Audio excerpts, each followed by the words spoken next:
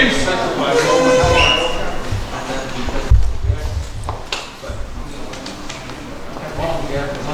for coming. Welcome to our June meeting.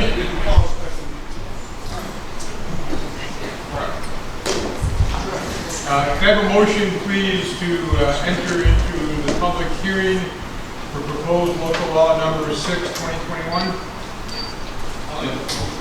Thank you. Can I have a second, please? Second. Any discussion? All in favor? Aye. Pat? All right. So we have a proposed moratorium regarding energy projects, energy production and distribution facilities, and it would go for a period of 1 year. Go for a period of 1 year, and the purpose would be for the town to enact regulations regarding solar projects, wind projects, other energy creating projects, and then energy distribution projects as well. If the board were to take action and bring in and adopt regulations for those purposes, this would not need to last for 1 year. However, initially we're putting in place for 1 year, and the board can, and is currently reviewing different proposals to get some regulations in place for those types of projects. So ultimately, we have, this is something I did speak with Harriet Haynes from the county's planning board. This was not able to get onto the county planning board agenda for their May date. This is the type of law that does require review at the county planning board level. It is on for the June county planning board agenda. However, when is that? What's the date? Oh, June the second Thursday of the month. Second Thursday of the month. And is there, what was the reason it couldn't get on the second Thursday of the It's month? the way the calendar fell. They want their everything a particular time ahead of their meeting, and the way the calendar fell, our meeting and their meeting were not that far apart. Well, really? I mean, the first. As far as notifying them, Yeah. they have to notify the week before their meeting. And our May meeting was May 4th, Yeah. right? And they're the second Thursday, Yeah. which was May 20th. Usually what I have to have everything in by the end of the month, I have it in my office, and then it goes up. Second there. Thursday would be May It was 13th. May 13th. Right. May 13th. We couldn't get it to them by then, you're saying? I couldn't get it to them in time. They don't want it on May 13th. They want it well ahead of May 13th. Yeah. Well, like you said, a week. We said a week. Whatever that is. Either way, it wasn't able to get there. So that county meeting will be on the 10th? It would be the 10th. Holiday and the So the June meeting is June 10th. June 10th. What time that happens? Pardon? We know what time that happens. I believe it's 7, but I'll check. Okay, so we have a open public hearing for anybody who'd like to speak to this public law. That's the purpose of the public hearing. I do have an additional comment in that at the meeting when this was proposed and the public hearing was scheduled, I was asked to also prepare a version of the moratorium that would specifically exclude projects that have a current application before our various land use boards. So the board has a version with that language as well to do just that, to exclude from the moratorium projects that have a complete application and have been reviewed by the county planning board. Because as we've seen, Well, they have a particular schedule. That's really confusing for the public, that there's two versions to consider here. When the original version did not have the exclusion clause in there. So I'd like to make a motion right here and now that we stay with the original version that was essentially moved forward by this board. If we need to pick and choose between one, I'd like to make a motion that we stay with the original as written without the exclusion. Need a second? Make a motion in the public hearing, or are we gonna wait? Or? Well, I'll make a motion, we waive the, well, you tell me, Pat. I would suggest that we conduct a public hearing. I was asked at the They don't know last which meeting one to we're put talking, this they don't know forward. which one we're talking about. Well, we'd have something to talk about. Do you think that should be excluded or not, for one? But we could take public comment. The board cannot take final action on the local law without the county planning board's review. So we can't vote on it tonight? We cannot vote on tonight, we can't take public comment. But we do need to move a particular version to the county planning board. And Why God only knows if When I we're spoke to her, she had both of them. She said they could review both of them. They would then make a recommendation on one or the other, and then their recommendation impacts the board's consideration. It impacts, if you're going against their recommendation, it requires a supermajority. Well, how For did this board, it's. How did the exclusion get added without this board's, how did we get it was an amended resolution without this board's approval? It was at this board's meeting, this is what I was asked to do, at that board meeting when this was introduced. That was not at all. Yes, I think Councilman Churchill, I think I was the one at the time who said, I think if the project is in the works and companies have invested money, then we should not be including them in this moratorium. And that's when Pat said, we can work up 2 proposals. He did not say that. What was said was, I don't have the minutes you would in front have of to you would have to offer that as an amendment at the June meeting. Right. And I said, you could ask Pat to help you with the verbiage of that amendment. But it would have to be an amendment at this meeting. And we can listen to the recording, we can certainly defer to the minutes or listen to the recorded minutes, but that's what went down. Okay. Nobody said, let's come up with 2 different versions. Well, we're prepared in case the amendment is added, and we're prepared for Let's it. vote on the amendment. Right Well, now. again, okay. Not 2 We're different versions. we're open to the public hearing at the moment. See if there's any comments. We'll close the public hearing. And then under new business, when we come up with a resolution, whatever resolution the majority of the board wants to move forward, one with the amendment or the one that's the pure and simple one, a complete moratorium. Does that Well, work? first and foremost, not under new business, this is old business, Okay. okay? Okay, old It's business. in the pipeline. There's only one, as far as I'm concerned, that was presented and that this board moved forward for a public hearing, not 2 versions. So if you want to amend this one, yes, we can discuss it in the whole business. But as far as giving the 2 versions to the county board, that should not have been done because it wasn't passed by this board for their review. So this thing has really gotten muddled and it stinks a little bit. That is that. Can I say something now? At the planning board meeting that we just held, the planning board voted not to accept the version with the amendment. So I don't know if that information has gotten to our board yet, but Pat did show us the 2, and we took the one without the amendment. As the planning board. You should have not presented to the planning board. Well, I mean, It was not approved by this board. I'm just saying it's Thank you. information, just so you know.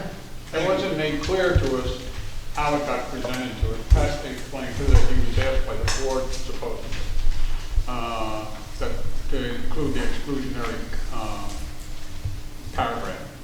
And she's right, we, as a planning board, voted on approving the original document, the original law, without the exclusionary clause. And it's my opinion that to send, whatever you send to the county planning board, you should vote on and send a one version that you're all, the majority of you are agreeing to. May I ask, what are these completed application projects about?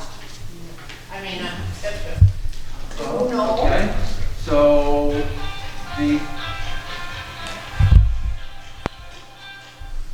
Okay, so the planning board and the zoning board have been considering, there is one project that involves taking gas waste from dairy farms, processing the gas, and then putting it on a truck, tank truck, taking it to a site on Route 414 where there's already a pipeline, and building a facility where they could then unload the tank gas into the pipeline. Can I ask how they collect the gas from the cows? Yeah, that's. Exactly. We could talk a little bit about that, but I suggest everybody's invited to the Sounds planning board crazy. meetings. They do get somewhat technical Yeah.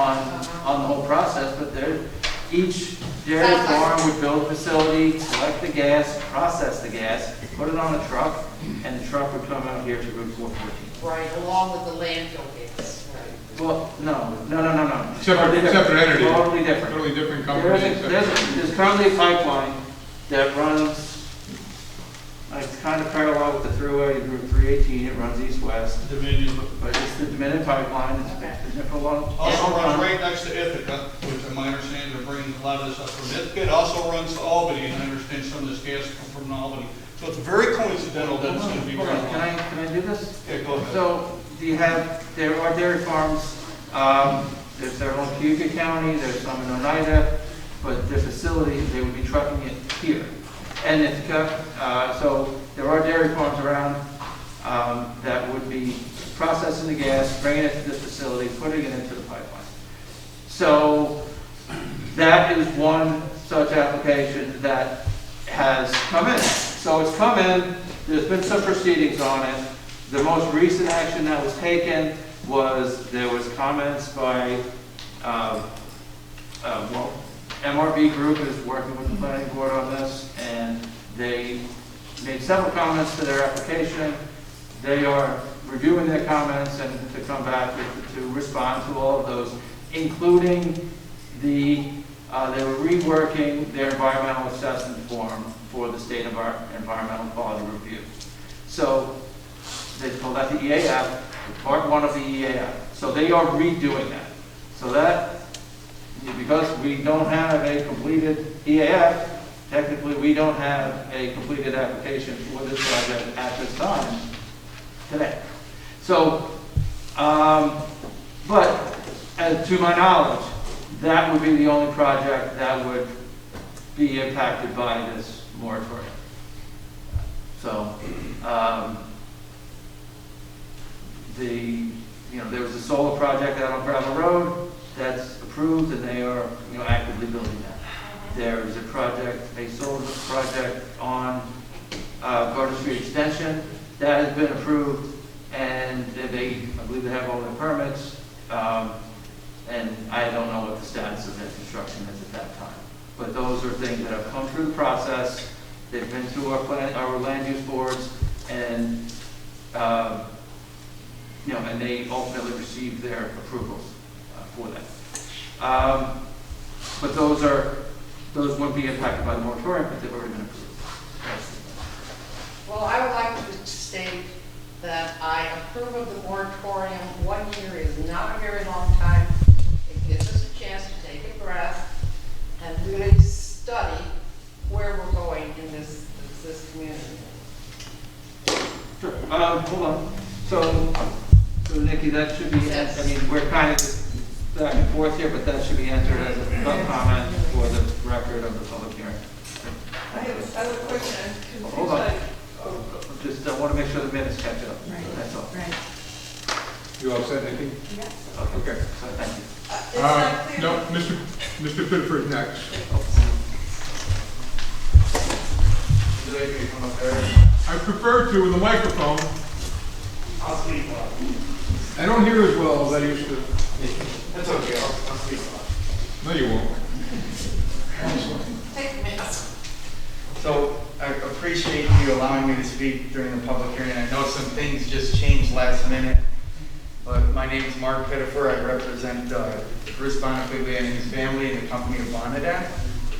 And I'm here tonight specifically to speak in support of the proposed local law number 6 in order to give the town board ample time to carefully evaluate any and all proposed commercial energy projects proposed in Seneca Falls, and I'm glad Town Attorney Morrell had mentioned the gas project. Because good governance entails keeping the best interests of all citizens at the forefront of all decision-making for the community.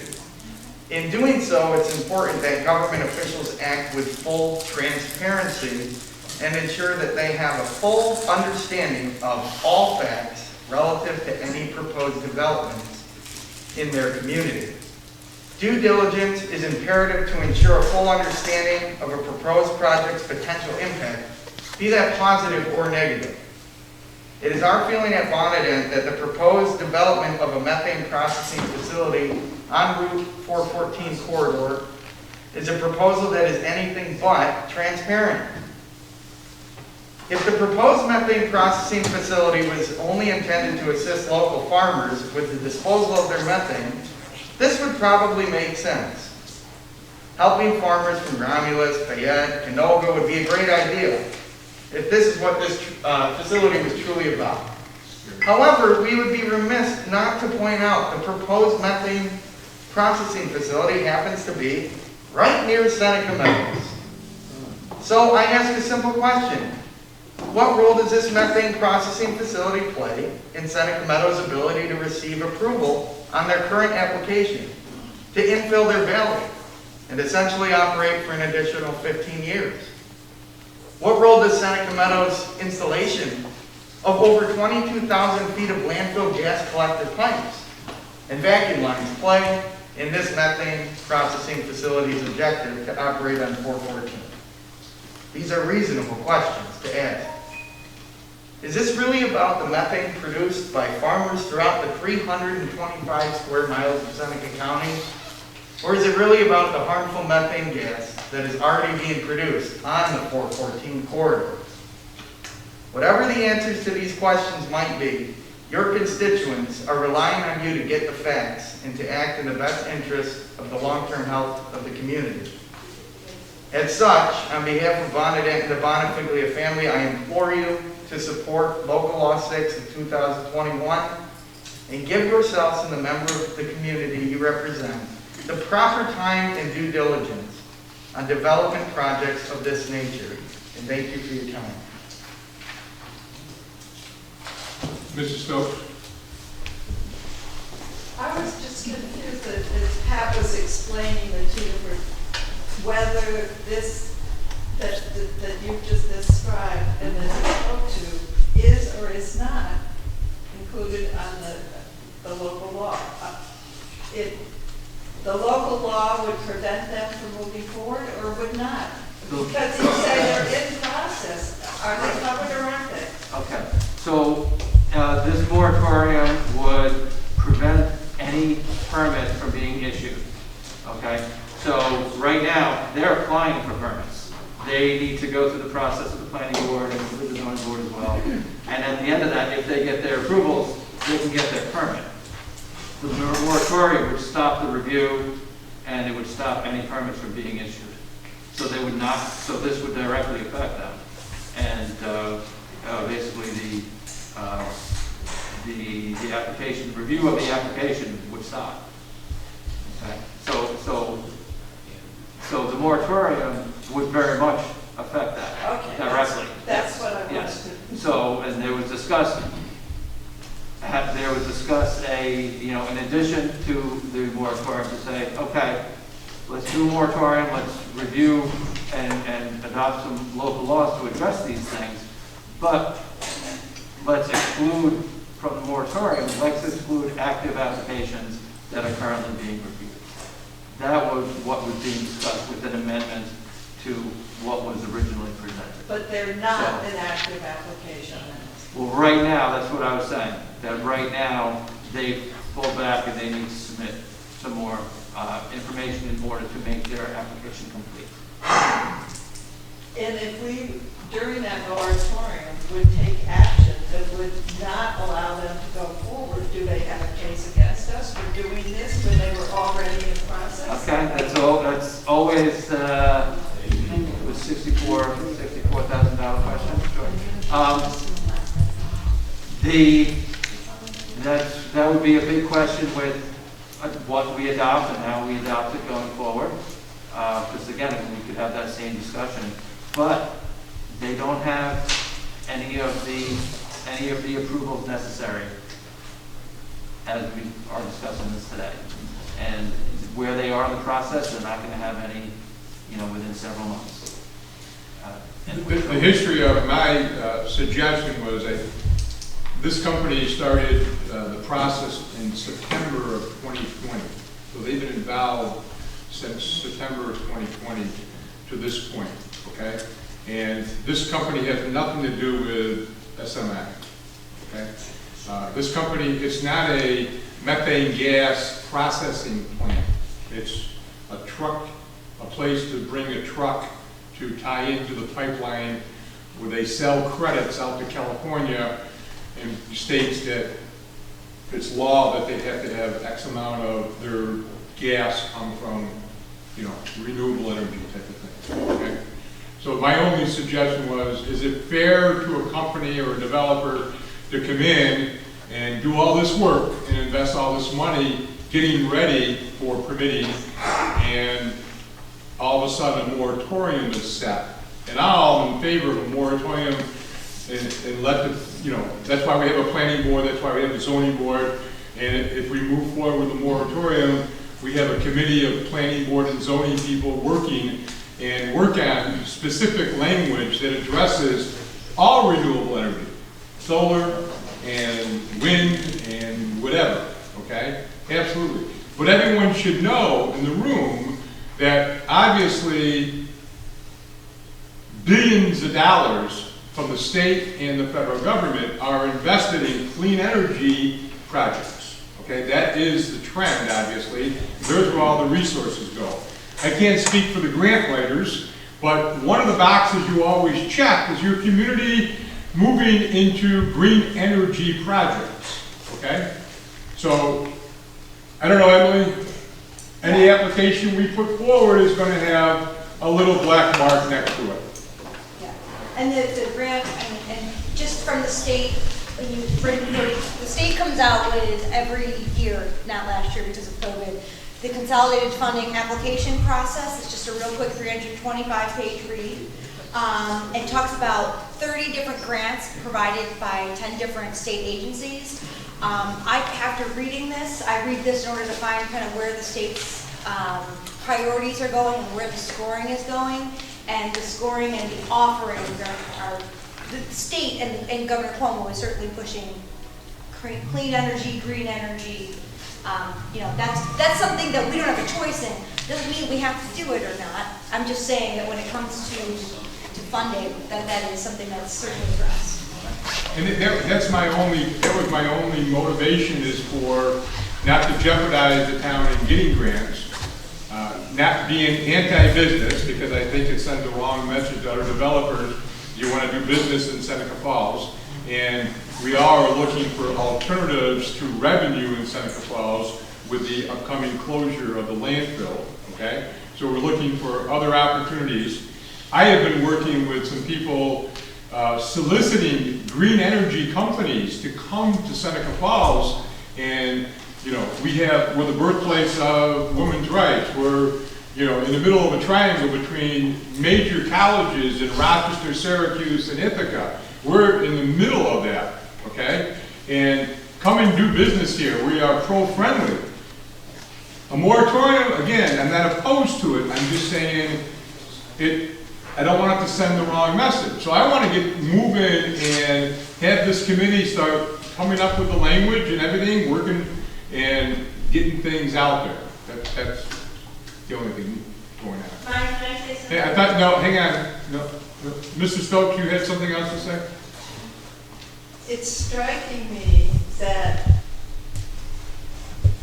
wanting to be pro-business, that's what we heard about SMI, we had to be pro-business. And now we're talking about trucking in from lots of different places, the way we've been trucking in garbage so that we can be clean, so that we're supporting clean energy. That doesn't, we become the hub of everybody's stuff coming in.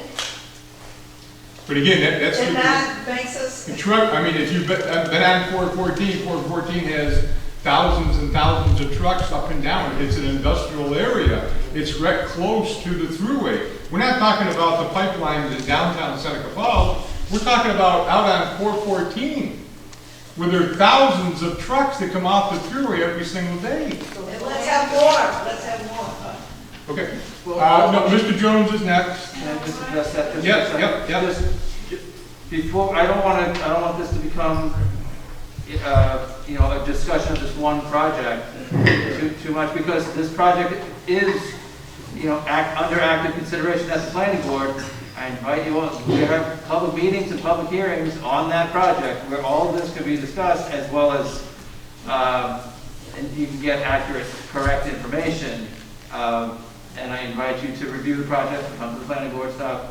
As for the trucks, I believe after it is completely built out with their full plan, they were talking, I believe it was 9 trucks a day. Just for the numbers. 16, no, it was 16, 16. Okay, hang on, Mr. Jones is next, okay? Mr. Jones is next, please. Good evening. My name is Brad Jones. A couple months ago, I stood at this podium and I mentioned Paul Harvey, and I think a lot of people raised their hand and the rest of the story. I'm going to change it a little this evening at this public hearing. I'm going to say I've seen this movie before. I'll go one step further. We've seen this movie many times before. Transparency is critical. This whole local law 6/2021, prior to this morning, I thought it was to do with solar panels. I didn't think it had anything to do with a methane processing facility. So if you think there's dairy farmers excited about bringing their methane to put on 414, I got a bridge to sell you. I've seen this movie before. We've seen this movie before. Remember Finger Lakes Rail and SMI, the spur on the railroad? We're going to have agriculture, tomatoes, corn, farmers putting it on Finger Lakes Rail. Guess what? The next time we see a tomato or an ear of corn go on a rail car at that spur will be the first time. I think we all knew back then that movie was all about the trash train. And then maybe 6 months ago, I spoke here too. Lack of transparency. Big article in the Finger Lakes Times. The blowout at SMI. Transparency. They sent some maps to Supervisor Ferrara. We've heard everything from a volcano to an eruption to a methane blowout. And we got this big study that they're going to do everything on the side of 414 to build it out. I went up there today. Guess what? They're still stuck in that one hole. I've seen this movie before. We've seen this movie before. So I've talked tonight to the 4 council members, as well as our legal counsel. Methane gas facility. They have digesters that go to dairy farmers. They don't take their gas to a process facility. So what I would recommend... But just for the record, it's not a processing facility, okay? Okay. It's a place the truck comes and ties into the pipeline. Okay, the rest of the story. Yes. Or I've seen this movie before. What I'd like to have you do is not only put a moratorium, but I'd like to have you do some due diligence. And I don't know who's going to do that, but transparency is critical. I would like to have you share the list of dairy farmers within the Finger Lakes area that have signed up saying, we're on board. Just show me that list. I'd also like to have you do your due diligence to say, who is the entrepreneur that's putting this project together? Because I think we remember the trash trains, it wasn't really Finger Lakes Rail, it was SMI. Okay? So I'm only assuming, but I think we've seen this movie before, so I highly recommend adopting local law 6 to put this on hold, but at the same time, due diligence. Get the particulars on what's going on. You need to be transparent. Thank you. Thank you. But again, I don't want to just repeat what Brad said, or what Pat said. This should not be a public hearing for this specific project. This moratorium is on all renewable energy. It was hit. The planning board has been transparent for months, okay? People go to the planning board and hear these in public hearings for that specific project. That's the intent of the planning board and public hearings at that level, okay? So please, keep your comments to the local law that covers all renewable energy. I'd like to intervene. I mean, look, if public comments are public comments. If they want to come up and talk about that, they talk about that. Right. And to be honest with you, you should be interjecting every time somebody speaks. That's not a public hearing, unless we're all allowed to do it. Are we allowed to do that, Pat? Absolutely. I'm part of the public. Are we, Pat? Mr. Churchill, I'm part of the public. No, you're not. I'm not part of the public. No, not in this scenario, you are not. I don't know if you're right. So, Mr. Jones, just to answer your question, I am on the planning board. The gentleman at Reveling told us there are 2 farms, one in Madison County and one in Ithaca. And some of us on the planning board didn't seem to think that was very local. So 2 farms so far. 2 farms. Just so you know. Okay. That's it. You see this 2 movie farms. before. There's no farms in Seneca County large enough to participate in. Mrs. Salis? Yes. Well, I am here to represent both myself and my husband. We live at 2 Greenbelt Circle. We have actually attended planning board meetings in the past, although not the most recent. So I'm here to say that we both support Local Law 6 of 2021. We think, although we both are in favor of renewable and green clean energy, we agree that in this situation or situations, even in light of the recent solar farms that are come up in the area, that it would be wise to have a law that would give us a 1-year moratorium on commercial energy projects of any type, so that you, along with planning boards, and along with the rest of us as residents, just have time to research and really learn something about all the projects. I do have to say, though, that both Jim and I found the proposed methane facility a little bit disturbing, finding out it was on 414. Even though the developer's plans may state that it is for dairy farm methane, its location and timing are suspiciously close to the landfill's expansion request. And both Jim and I find that honestly suspicious and troubling. Okay, thank you. Any other comments? May I just say something? Sure. Dan Emo, Chairman of the Zoning Board. I want to put everybody's mind at rest. This pipeline was owned by Old Dominion Energy years ago, was bought out by Berkshire Hathaway, who was interested in renewable energy, if you read stock market news and everything. This is a thing, renewable energy is what this nation is all about. My husband does. So, yeah, just to, put your mind at ease. It is not anything to do with a landfill. It is strictly to do, Berkshire Hathaway Can we agree to this? Berkshire Hathaway has a purpose here. And renewable energy is It it. has nothing to do with SMI. It has nothing to do with SMI. How can you- Berkshire Hathaway is how can not you in state the that? landfill How can you business. state that openly in public? I can say it in public because I read and I take responsibility for the position I have as chairman of the zoning board, that things are correct. Thank you. Thank you. Any other comments? Yes. I'm on the planning board also. I have a problem with the exclusionary clause that was cited. I think you're going to have to get into a whole another can of worms in deciding how much money somebody has to spend on a project before they get excluded or get exceptions to the rule. And you're going to have certain limits and parameters that way. I think it's problematic. I think a moratorium is long overdue. Members of the planning board, back when we were reviewing the solar farm on 318, it became clear that our comprehensive plan is not being, needs to be updated. The codes don't coincide with it.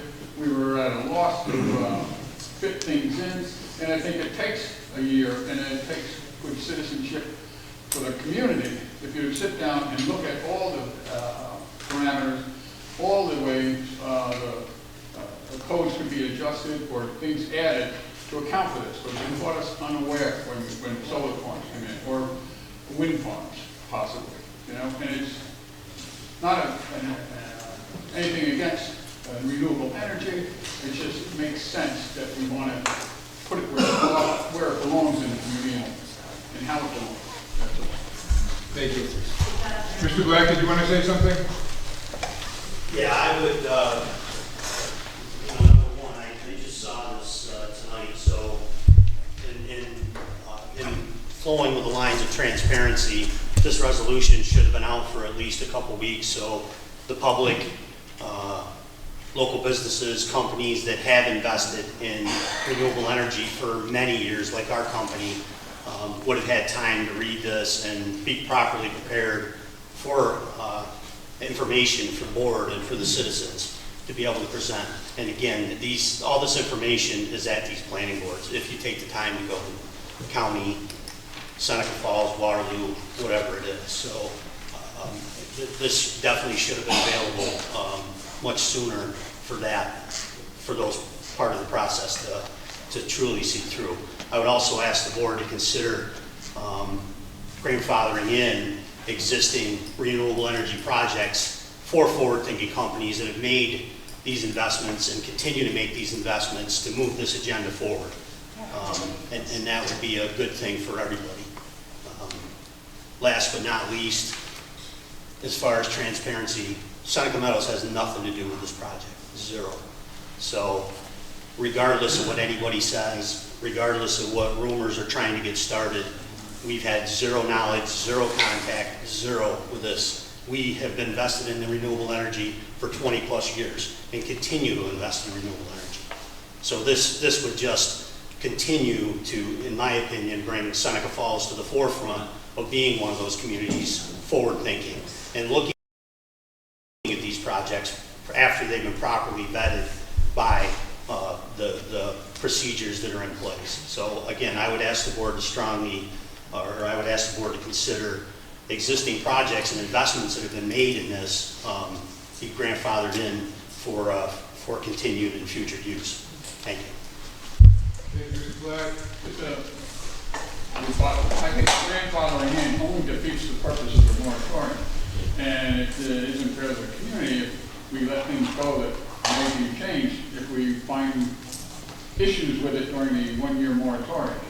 The other thing is with regard to this specific project, when they came before the planning board, there were no farms being considered in Seneca County for this. They're just not large enough. The ones that came would be coming from areas where they more than likely, well, I know they wouldn't be using the thruway, because they used the thruway as an example. But coming up through Ithaca in the southern tier, where they alluded to the farms being sizable enough, and from the west, they weren't going to be utilizing the thruway. And as far as spending money, an applicant coming to for a permit, it behooves them to have their ducks in a row and not. It's good business sense not to spend a lot of money before you know whether or not the project's going to get through. And we tell that to all the applicants, whether they're looking for a subdivision of land before they sell it or they want to build a project. So, you know, we're not being anti-business, we're being sensible, I think, to our community, the citizens. So. Thank you. Any other comments? Yeah. Frank Rosica. I live at Morris Flat. I'm in favor of this moratorium, if nothing else, to start the process of correcting the code to reflect what we want to do with these types of projects. Right now we have virtually no guidance. We got to make it up on the fly. We have to do a lot of different things to figure out where it fits in our community. The moratorium will allow us to update our zoning code to address these types of things. And that's all I have to say. Thank you. Have a motion to end the public hearing, please? Second? Second. All in favor? Aye. Thank you. Okay. Town Clerk Greer, could you take a roll call, please? Sure. Mike Ferrara, Here. John Dyson. Here. Basil Willis. Here. Doug Avery. Here. Steve Churchill. Here. Yeah. Thank you. Would you please stand for the pledge of allegiance? I'm also going to ask you for a moment of silence to remember one of our town employees that Superintendent Highways Peterson will talk about in a moment, okay? Who passed away. I pledge allegiance to the flag of the United States of America and to the republic for which it stands, one nation, under God, indivisible, with liberty and justice for all. And can I have a moment of silence for Lloyd Federson, please?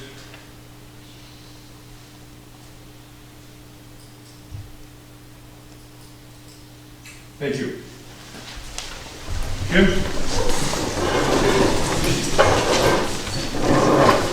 Just like to read something I wrote down here. On May 5th, my department had a tragedy. My foreman at the cemetery, Roy Fredrickson, had a heart attack on the job and passed away. Roy was a dedicated employee and will be missed. That being said, I would like to thank Eric Bush from the Highway Department for calling 911 and administrating CPR. Within minutes of the 911 call, Officer Bergdorf and Sergeant David from the Seneca Falls Police Department arrived and continued to give CPR. Paramedics from North Seneca and Seneca Falls Fire Department arrived soon after and took over. I want to recognize Eric Bush and all the first responders for their quick response in this matter. They did a great job trying to save Roy. Thank you, Jim. Supervisor Farrar? Yes, sir.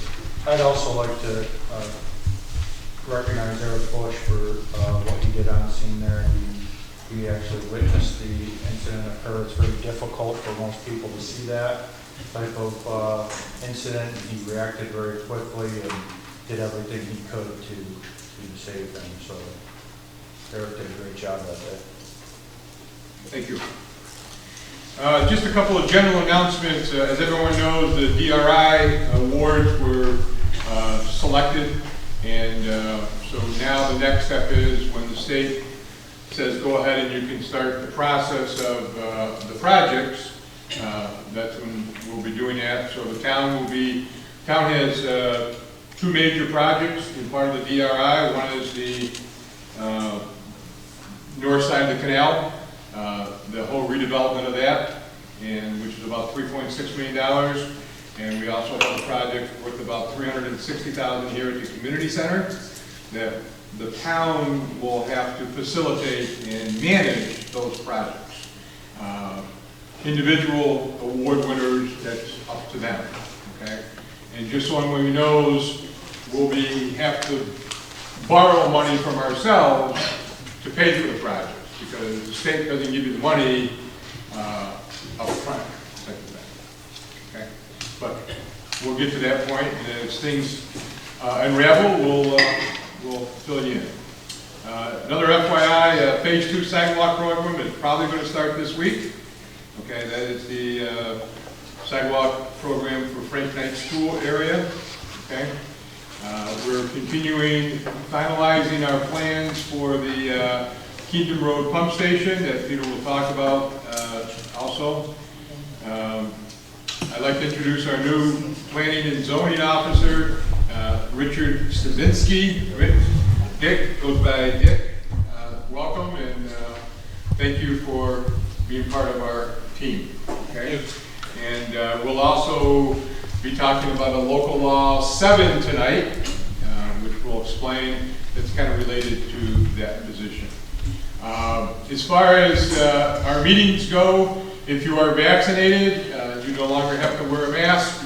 If you are not vaccinated, you still need to wear a mask. Okay?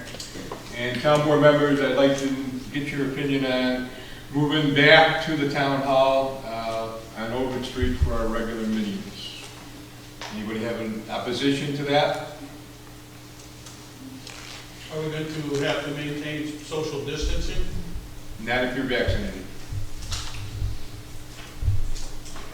So how will we know who's vaccinated? Just like every other business in the world, I don't know the answer to that. Like at the country club, when people walk in, I don't ask them if they're vaccinated. There's signs in the door that says that, just like there's signs in all of our public buildings that the town municipalities. We could not accommodate seating as it is here at the town hall. That would be correct. And I don't know, how's the rest of the board feel? I'll make a motion, we just keep it here. A second. You want to keep it here? I'm fine with that. I said, you know, by July we'll be one month further along, but I'm fine to stay here through the summer. Okay, we will revisit it in July. I have no problem. Just trying to make life easier for the town clerk. Not a problem. Easier for me to come here. A little longer for you, huh? Depends on where you're coming from. Yeah, he walks down here. As long as he stays in this office, he's okay. Okay, we have some petitioners tonight, and our first petitioner is Janet Summers, parking spot issue. Ms. Summers here? Okay. Our second petitioner is Karen Burkow, Seneca County Substance Abuse Coalition. Karen, how you doing? Good, how are you? You might want to change your website, because we went to the town board, the town office building, and didn't find any cars. You couldn't get in, right? We couldn't get in, there was a fine investigator who told us to come here. Thank you. Thank you.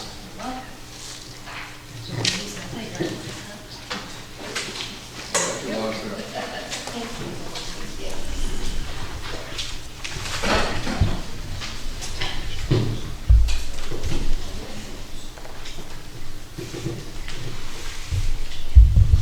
Good evening, everyone. My name is Karen Burkroff, and I am the new project director of the Seneca County Substance Abuse Coalition. I say new because I just started the position in January. I'm joined here tonight by a fellow coalition member, Andrew Root, who is from the Council on Alcoholism and Addiction. And I actually have my intern with me tonight. He's a student from Howard College, Henry Gomez. Our coalition is here tonight to make sure that you are informed about your town's legal options regarding the recent legalization of recreational cannabis or marijuana. So our goal tonight is to provide information and answer any questions that you may have, and also to let you know that we are an ongoing resource for you as you advance through the decision-making process. First off, I want to make sure that everyone is clear as to what we exactly are talking about. THC is the active chemical in marijuana that gives the users the high. So please understand that this is not your parent or your, depending on your age, marijuana. In 1995, the average content of THC in 1995 was 3.96%. In 2018, the average THC content was 15.61%. In 2020, concentrates such as dabs, oils, and butters contain 80 to 90% THC by weight. So this is not the same marijuana that you had at Woodstock, okay? Extreme concentrations of THC are common and cheap in 2020. CBD that you frequently hear about is not psychoactive, meaning you don't feel sedated or altered in any way. You also hear about hemp, which is part of the marijuana plant that is used to make rope and textiles. Tonight, because of the recent legalization, we are discussing how you as a town would like to move forward regarding THC. So the New York State cannabis law that was passed on March 31st, 2021, made us the 16th state to legalize cannabis, or what is commonly referred to as marijuana. As a coalition, we practice culturally responsive language, and we refer to it as cannabis, but understand that the public is more familiar with the term marijuana. So under the law, New Yorkers can now legally possess and use up to 3 ounces of cannabis for recreational use, or 24 grams of concentrated grams. While up to 5 pounds of cannabis can be kept at home if secured properly. Let me emphasize that, secured properly, because there are children and pets who often access it. Secured properly. Home cultivation is still not currently allowed. It is legal to smoke cannabis anywhere in public, wherever tobacco smoking is allowed, but not inside cars, schools, or workplaces. So here is where you fit in. The law also states, and just like the very light reading of 385 pages, you too can read a very light law that looks like this. Or you can just look at page 70, which talks about the opt-out option for local municipal control and preemption. What is important to note is that this needs to be in place by December 31st, 2021. That's this year. A town or a village can opt out now and then change their mind and then opt in, but you can't opt in now and then decide to opt out later.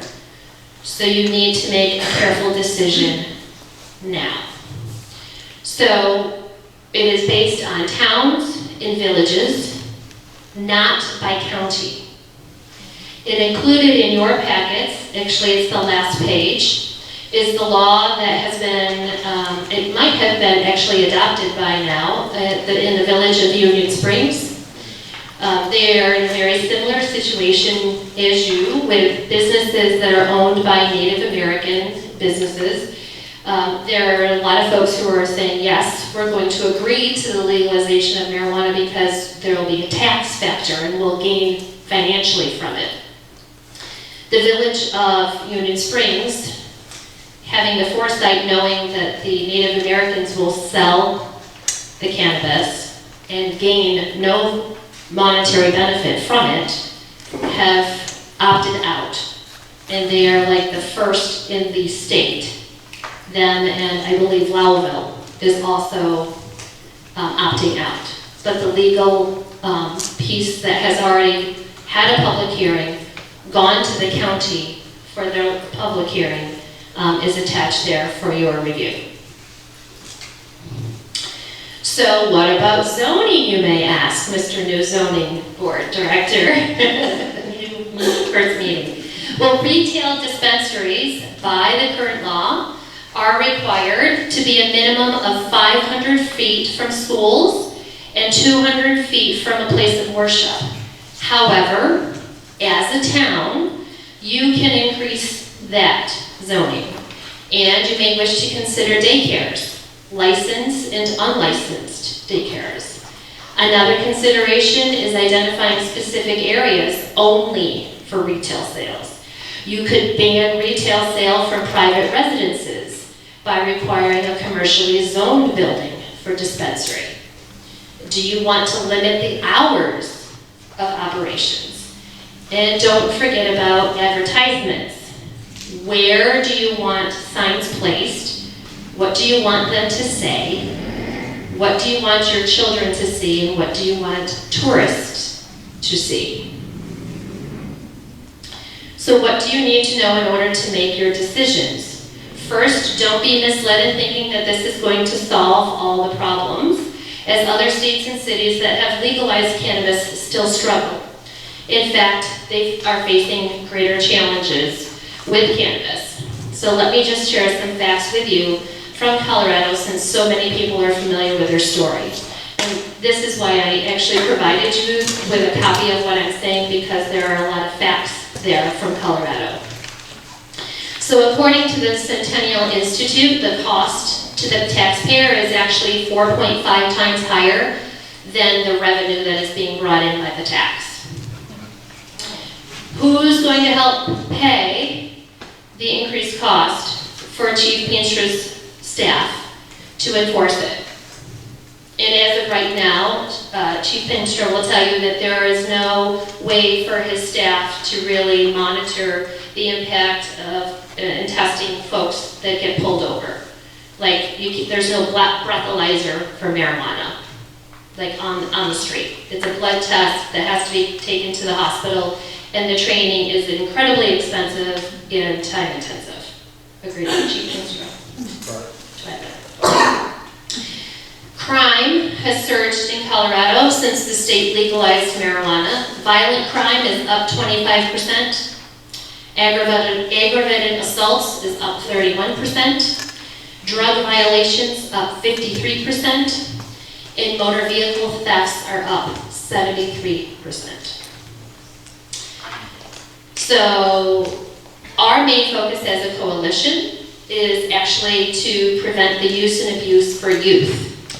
Making sure that young kids don't get started and don't get addicted. Because like alcohol, like anything else, marijuana messes up the brain big time, and the brain gets addicted. Just like they get addicted to their phones and everything else, they can get addicted significantly to marijuana. Colorado youth marijuana is up 85%, higher than the national average. They have an increased visit in emergency rooms. Youth going to emergency rooms. The THC industry is targeting kids, and if you look at the pictures in the packet that I included for you, they look like gummy bears. You and I would walk right by them and not know that they are gummy bears. They are things that look like Pop-Tarts, except that it says Pop-Tarts. The marketing is very subliminal, you don't see it. A 4-year-old takes it, eats it, sick, or worse. Hence the emergency room visits. And obviously the marketing that goes along with that. They're not marketing to a 65-year-old who can read, right? They're marketing to a young child who could be persuaded. I've been out to Colorado. I've seen absolutely no advertisement, no marketing going on in any of the locations, in the hills, in Valence, or in Denver, Bravo. The products, you probably didn't go into the stores to see these. You have to show an ID to get into the store. But would you like to look at the pictures? I'm happy to show you. Karen, could you finish up, please? Sure. Legal THC is not going to remove the illegal sales because there's black market. There's still a huge black market. So Colorado has become a source state for international drug trafficking and money laundering from Cuba, China, Mexico, and elsewhere. More than 80,000 black market plants were found on Colorado's federal lands last year. So in conclusion, recreational THC is legally permitted in New York, and it is restricted to people over 21. It is up to you as to how THC retailers can and should be rezoned, if permitted at all, in your town. And by working together, we can protect the youth of our community. Thank you for your time. If you have any questions, we are here as a resource at any point in time. If I could just have a minute here. So, big thing that I want to kind of clear up is that what your opt-out is not use. You cannot change the use. That's going to be permitted. What the opt-out is for retail dispensaries, and also there's built in the legislation there could be what's considered like a bar, an on-site consumption location. So that is within 500 feet of schools, 200 feet. There is restrictions on, a little bit of restrictions on advertisements and all that. As far as the tax goes, if you opt out, you are saying goodbye to any kind of money raised. Some of the money will go to law enforcement. However, it's really not that much. A big message I guess, that we want to try to purvey is that if you choose to opt in, we ask you to do it responsibly, all right? That's where the zoning comes in, all right? If you zone it to an adult use site, maybe a low traffic area, that's a big part that we want to push, all right? If you want the tax money, which there is, they're predicting quite a bit of money that could potentially be raised. If you want to opt in for that, please do it responsibly and look at all options. 500 feet might be a lot in a city area like New York City. In here, it's really not that far. It's a football field and a half. All right, so just like the local law that was discussed in the beginning, we just ask you to do your due diligence. All right, really look into this and explore all your options. All right, and don't just opt in because you want it to be a money grab, because that's not the right way to do it. Please do it responsibly. All right, if you have any questions, my office is actually right up here on Fall Street. All right, you can go to our website. All right, any questions at all? Thank you. Thank you. Thank you.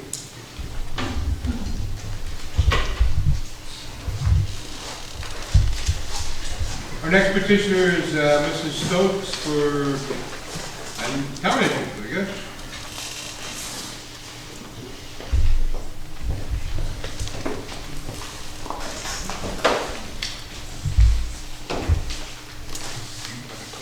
As I listened to that wonderful presentation, I'm aware of the sense of responsibility that this board has for so much. I mean, your constant repeat, do the due diligence. That's a lot of work and a lot of follow through. And yes, that's wonderful, but that's partly what I want to talk about tonight is the impact of all that's happening on a relatively very small board. And thinking first about the DRI and the awards, I went through in a different kind of way, went over the 13 different awards that were made to see how they fit in the scale of millions and half millions and quarter million. And what I discovered was that there were just 2 grants of 1 million and more, and as the supervisor said, 3,690,000 was one of them to the town for the North Canal side work, and then $1 million to the Hall of Fame. In the over $500,000 category, there were 6 groups that got the award.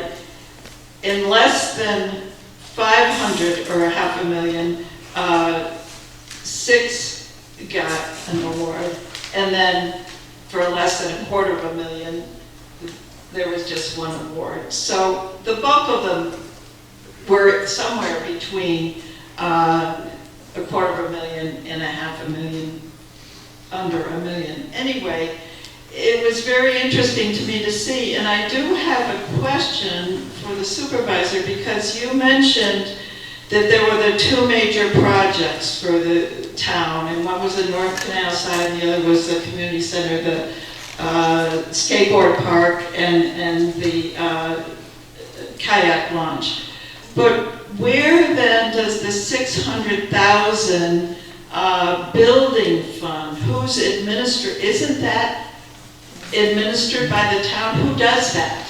The initial thought was that would happen to the town.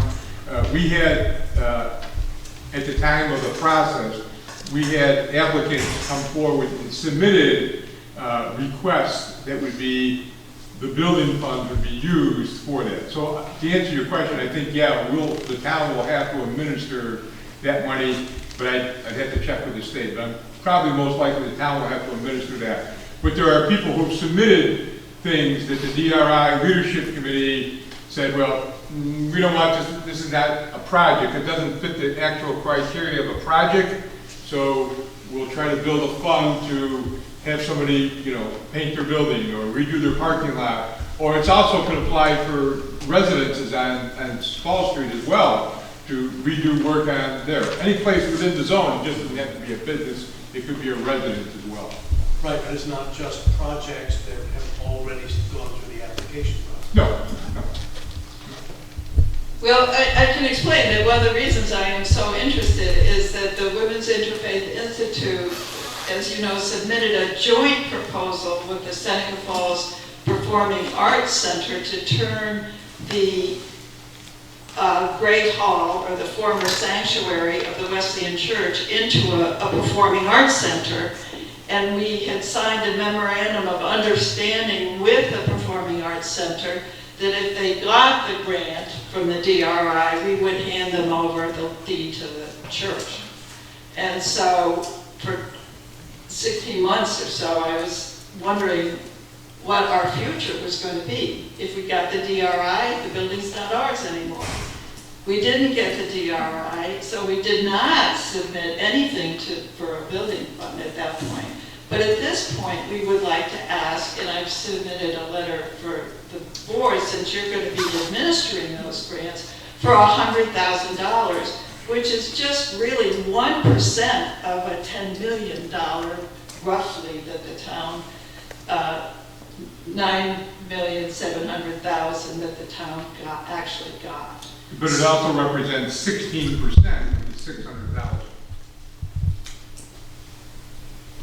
It's 1/6 of the 600,000. That's right. It's significant, but and the other thing that was curious to me, it was such a surprise that this didn't go through, is that, as people know, the church had a fire. You may not know about the fire, but it was in 2009, and the building is very derelict looking on Wall Street, right next door to the visitor center. And I'm wondering how you can have all these beautification projects and have that derelict building in front of everybody. So that's one of the reasons I think it's fair to ask for 1/6 of the 600,000 for 100,000 to get brand new front doors and to have the facade, which is the building fund says facade, is part of what they want done for beautifying. But I don't want to make this about the Institute, because I'm very concerned about the impact on us, and one of the things I wanted to say tonight is that the building is not for sale. We're not discouraged by this. We own this building. We have no mortgage. We're incorporated, so we don't pay taxes as a nonprofit group, and we have lots going for us. It's not an issue. I'm totally committed to this building for many years into the future. But I am thinking a great deal about the impact of the DRI on the town board itself, because of how much money that you are controlling, and then deciding about half of the whole grant is what you're making decisions about. So it's really a huge responsibility for a small board, and it's had me wondering if indeed we don't need a town manager, given all that's going on. There's so many different issues, and a relatively small board dealing with it. And that's one of the things that's definitely on my mind, and probably of other people's too, as we see how critical these issues are and important they are. And it means a huge, huge commitment of time, hands-on energy, work, oversight, transparency, information, bringing in the members of the town, citizens, so that people have a voice, is what's on my mind. Thank you. You're right, it's going to be a lot of work. It's going to require more than working one night a month, that's for sure. Okay, we have another speaker, Ms. Fairbanks, Recreation Center Engineer. I'm sorry. Oh, I'm sorry. Come on up, Ms. Fairbanks, you're next. I'm sorry.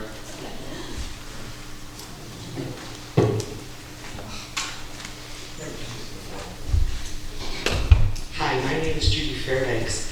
I'm here to talk about the safety of our kids around the rec center. As a lot of people you know or have heard, There was a vicious accident down here just a week ago tonight.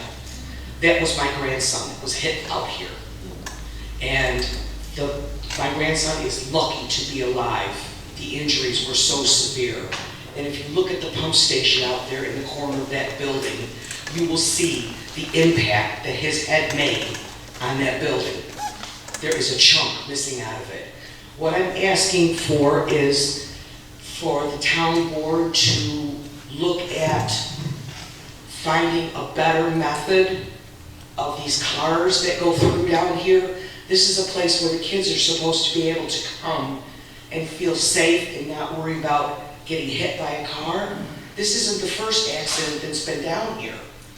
And this is the second time in my family that there has been an accident involving a bicycle down here.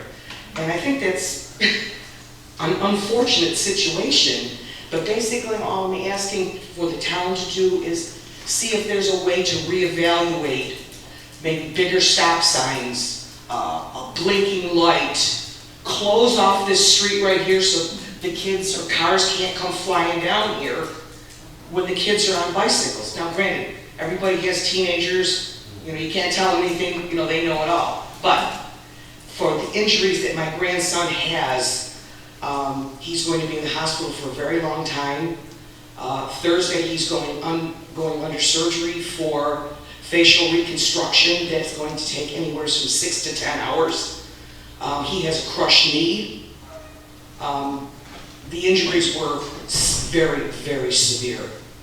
So I'm just asking for a reevaluation to see if there's a safer way to slow cars down and pay more attention to what goes on out here, so another person in their family doesn't have a child or somebody just walking and go through what we've been through for the last week. Thank you. First of all, certainly we are sorry for your hardship and your speedy recovery for your grandson and your family. I will be sitting with our rec commissioner and Chief Pinstra and our superintendent of highways and taking a look at the overall picture. I can tell you, most likely, closing the road down is not going to happen. And I know. But we have to do a better job of trying to monitor the situation. There's just too much confusion out here, and this is, like I said, with that skate park back there, which is a great thing for the kids, at least they're not hanging around downtown, but a place where they can go and feel safe and not have to get mowed down. Absolutely. And as I said, part of this DRI project is a very enhanced area out back, which will probably generate more traffic, kid traffic type of thing. So exactly. We will certainly look at it, and again, thank you. That's all I'm asking for, is a reevaluation to see if there's a safer way for our kids to ride their bikes and come down out here and not have to worry about being hit by a car. Absolutely. Thank you. Thank you. Ms. Samus?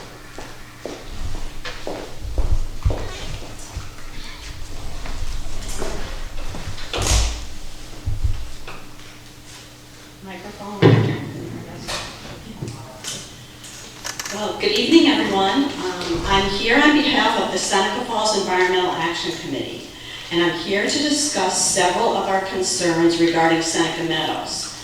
We encourage you, the Seneca Falls Town Board, to exercise your authority over the landfill and deny SMI its 2021 operating permit, and to do everything in your power to prevent its proposed expansion.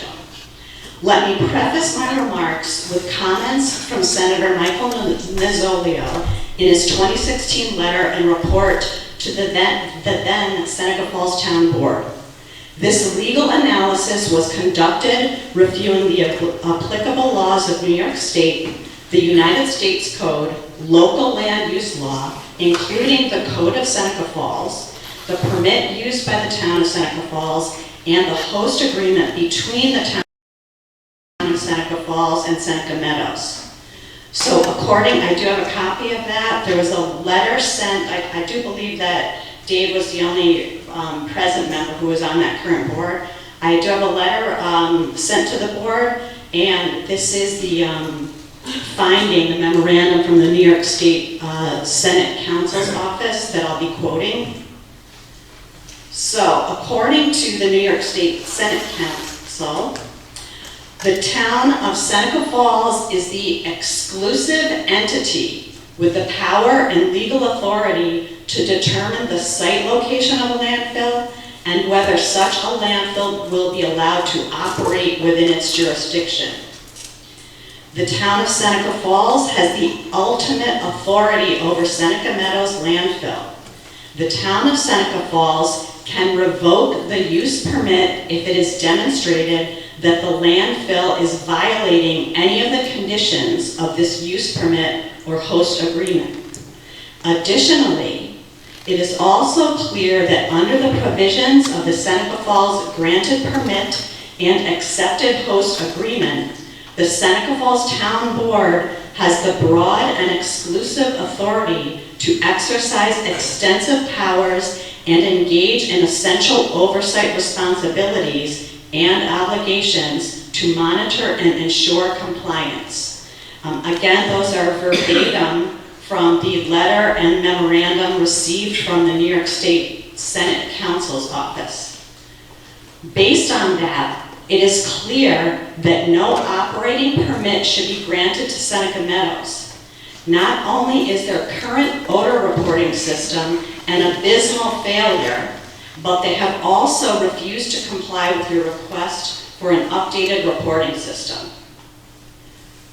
This continued disregard for our town code and host agreement should not be tolerated. This non-compliance is just one of the many reasons that all of you should do everything possible to prevent SMI from expanding. Allowing Seneca Meadows to operate beyond 2025 would be careless and unwise. The expansion will allow landfill gas and odors to continue to pollute our community for 15 additional years. It will also cover the existing 26-acre Tantello hazardous waste site, which could create a serious threat to our groundwater and lakes. In addition, the expansion includes a 69-foot increase in height, which is approximately 6 stories. 6 more stories of other people's garbage? That should be enough to shut them down in 2025. How could you even consider such a proposal? Again, I'm quoting, the town of Seneca Falls has ultimate authority over the existence and continued operation of the Seneca Meadows landfill. Deny their operating permit, take the role of lead agency in the seeker process for expansion, and send the message that Seneca Meadows is closing in 2025. Thank you. You can throw it up there, Bill. I'm trying to figure out what that white station may be. You just circle around the parking lot. Okay.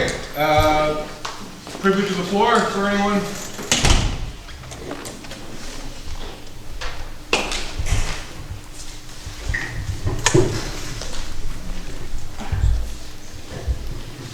I just wanted to say something short and sweet. I come here for meetings during the day and in the evenings. I really enjoy watching the people enjoy the Ludwig Trail. I think it's a sterling example of what our town has for our citizens. And it's amazing to watch who goes up and down with their dogs, with their families, and enjoy the art and the nature, and that's all I have to say. Thank you. Okay. I make a motion, or can I have a motion to approve the town regular board meeting minutes from May 4th, 2021? Thank you. Second? Any discussion? All in favor, please say aye. Aye. Thank you. I make a motion that we accept the dog control officer's report for the month of May. Have a second? Second. Thank you. Any discussion? All in favor, please say aye. Aye. I make a motion that we accept the Town of Seneca Falls zoning office report for the month of May. Have a second for that, please? Thank you. Any discussion? Dick, anything you want to add, or any thoughts on the new position? Just learning as I go. Right? Learning as I go, and it's, I work with some good people, so thank God. Well, again, welcome and thank you. All in favor, please say aye. Aye. Thank you. Councilwoman Dyson, Parks and Recreation. I make the motion, we accept the minutes of the Park and Rec. Lucy, thank you for such a great job. The park looks really good, the pool looks good. Thank you. A lot of work. Thank you. Did a lot of work out there. A lot of help, but thank you. We have a resolution to act on a little bit later, but as everybody's read the report, things are looking like the pool will be able to open towards the end of the month, Missy, right? Everything going to plan, type of thing. Within a couple weeks, it should be open. So we have a resolution to be moving to free up some money from last year for some of these reports or repairs that are in Missy's report. The leak has been unable to detect, so we'll probably still be dealing with that. And hopefully in the fall we can try to address it. The problem with the leak is obviously it's dropping about an inch a day. It's not so much the water, it's also the chemicals that you got to continue to treat and so forth. So it gets pricey. So obviously that's the goal, to get the leak fixed at some point. Any questions? All in favor, please say aye. Aye. Thank you. Councilman Churchill. Highway. I don't know, I'd like to skip around and keep you on your toes. Councilman Avery. I move we accept the monthly report for the highway department as submitted. Second. Any questions here for Superintendent of Highways Peterson? I think it's pretty self-explanatory. The only thing, you mentioned the sidewalk project starting, but milling and paving also starts next month. Sidewalk project started today up there. And, we're going to start milling the roads on the 14th and 15th. And then we'll be blacktopping after that.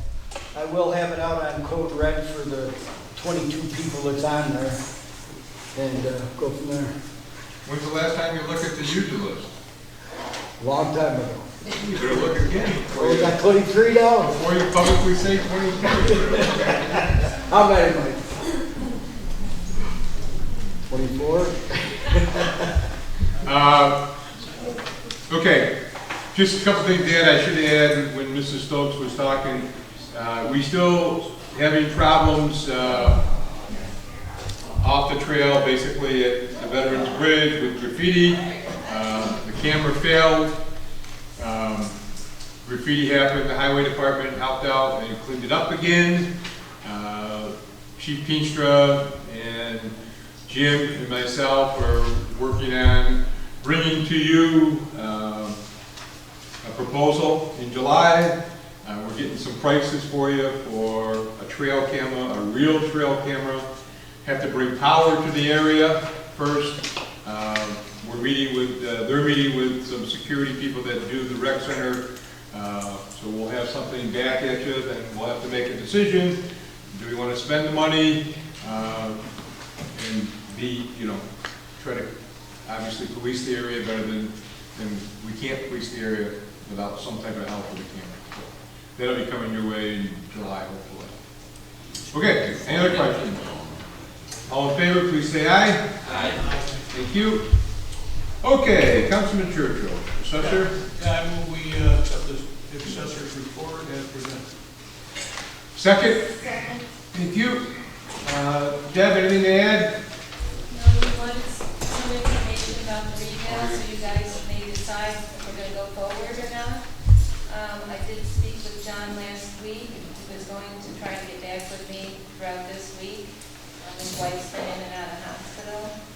But he said, based on my real estate background as being a broker and a previous appraiser. He'll have me step it up and do some extra things he would normally ask. So I think we'll get it together. I think we should, worst case scenario, go to full shop for the 195. And if we get any money left over, throw it into getting. We were expecting 350, so.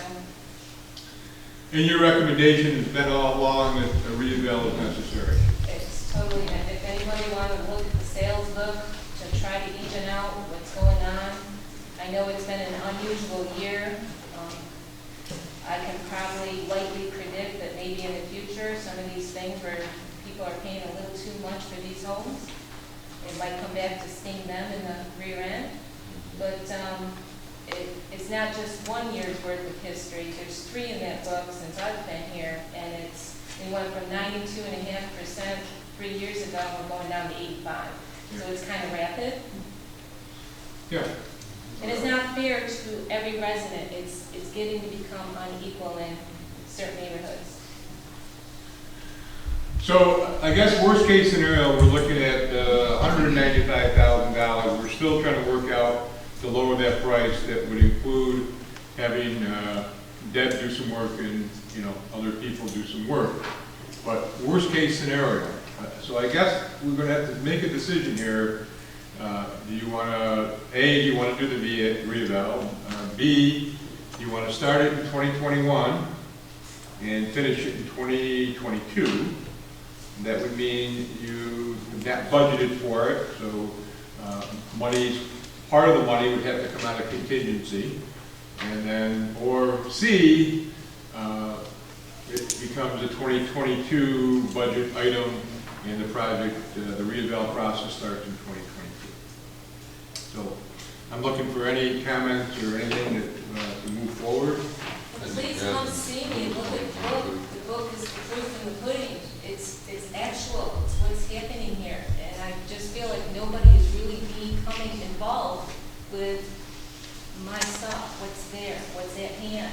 It's a simple book to read. AB, ST, assessed value, sales price. Very simple. So Dave, you're in favor of doing it, but wait until 2022? I think we should put it in the budget for 2022, Matt. I mean, I know it's got to be done, but I think we should just do budget time between 2022. Well, to make it official, I'm going to make a motion that we do the reevaluation of properties in 2022 and budget for it and during the budget process. Can I have a second for that? Second. Any further discussion? All in favor, please say aye. Aye. Anybody opposed? So Deb, I'm going to leave that in your hands to talk with them and get planning ready for that. Okay? With the board? No. Oh, John. John. Yes. Do we have to put out an RFP or anything? I don't think so. Only Pat, I can't answer for Pat. It's very limited. I don't think there's, I don't know. It's a limited. Well, it's a limited pool of people that can do this sort of work. We have our procurement policy that would require RFPs, though. It is It's a professional service, right? Yeah, but that's what your procurement policy did. So just follow the procurement policy. Do you know of anybody else, Deb? I submitted to Pat last month all the people I reached out to with their responses. And there was 5 or 6 now. That's right. That's what I asked you for to document compliance with the procurement policy. So. Okay, so do that and document it, and we'll go from there. Okay. Okay. Thank you. All in favor of accepting the report, please say aye. Aye. Anybody opposed? Thank you. Pat? Okay, well, within the last month, I was in touch with David Howe of Boylan Code. He appeared at the, Mr. Howe appeared on behalf of the town before the 4th Department with the ongoing legal challenge of the town's local law that imposes the 2025 restriction on landfill activities. So that challenge continues. The appeal was heard early this month at the 4th Department, and Mr. Howe presented it for the town, and Mr. Zamalis was there as well. on the side of the town with the Environmental Action Committee. And then otherwise, there is also the ongoing challenge, which is now an appeal of the town's local law regarding the parking restrictions that were imposed. Some on the Bay Street corner, but also the Garden Street Extension corner. And there are a few other items as well. But that was adopted at the end of last year. The town successfully defended the Article 78, and now that is being appealed. And Mr. Howe, as at the last board meeting, the board authorized that. And so he has been working with him, getting together the town's responding brief to that appeal. Otherwise, those are the legal matters that are not on the agenda for this evening. Thank you, sir.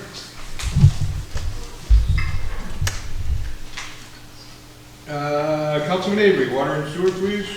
Move we accept the monthly report from the Water and Sewer Department as submitted. Thank you. Any discussion? Joe, anything to add other than that in the report?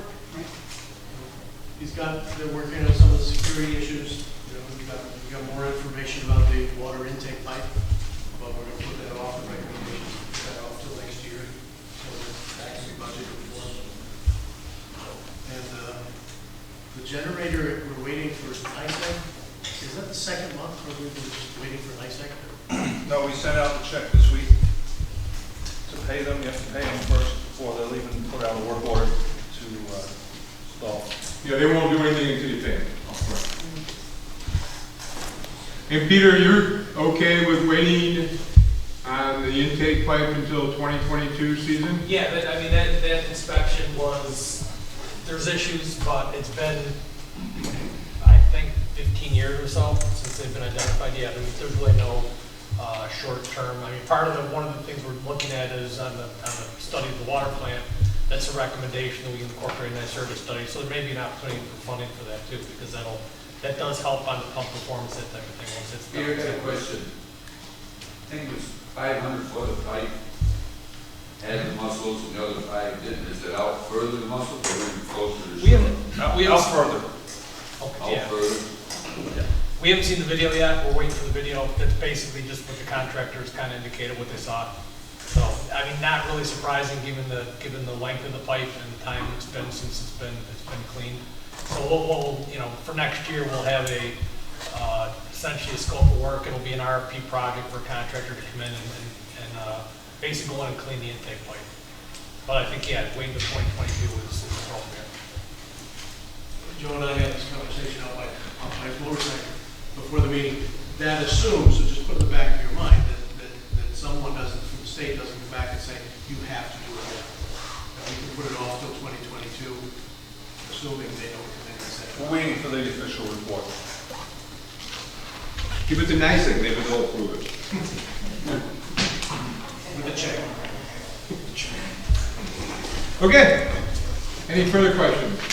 All in favor, please say aye. Aye. Thank you. Councilman DeLeas, town justices, please. I make the motion to accept the report as presented. I talked with the ladies in court today, and there was nothing else going on there. Okay. Well, let me second your motion and then go ahead.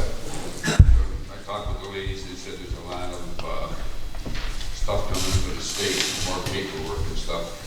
Workloads is picking up, the state is mandating all that other stuff to do. So I understand. Okay.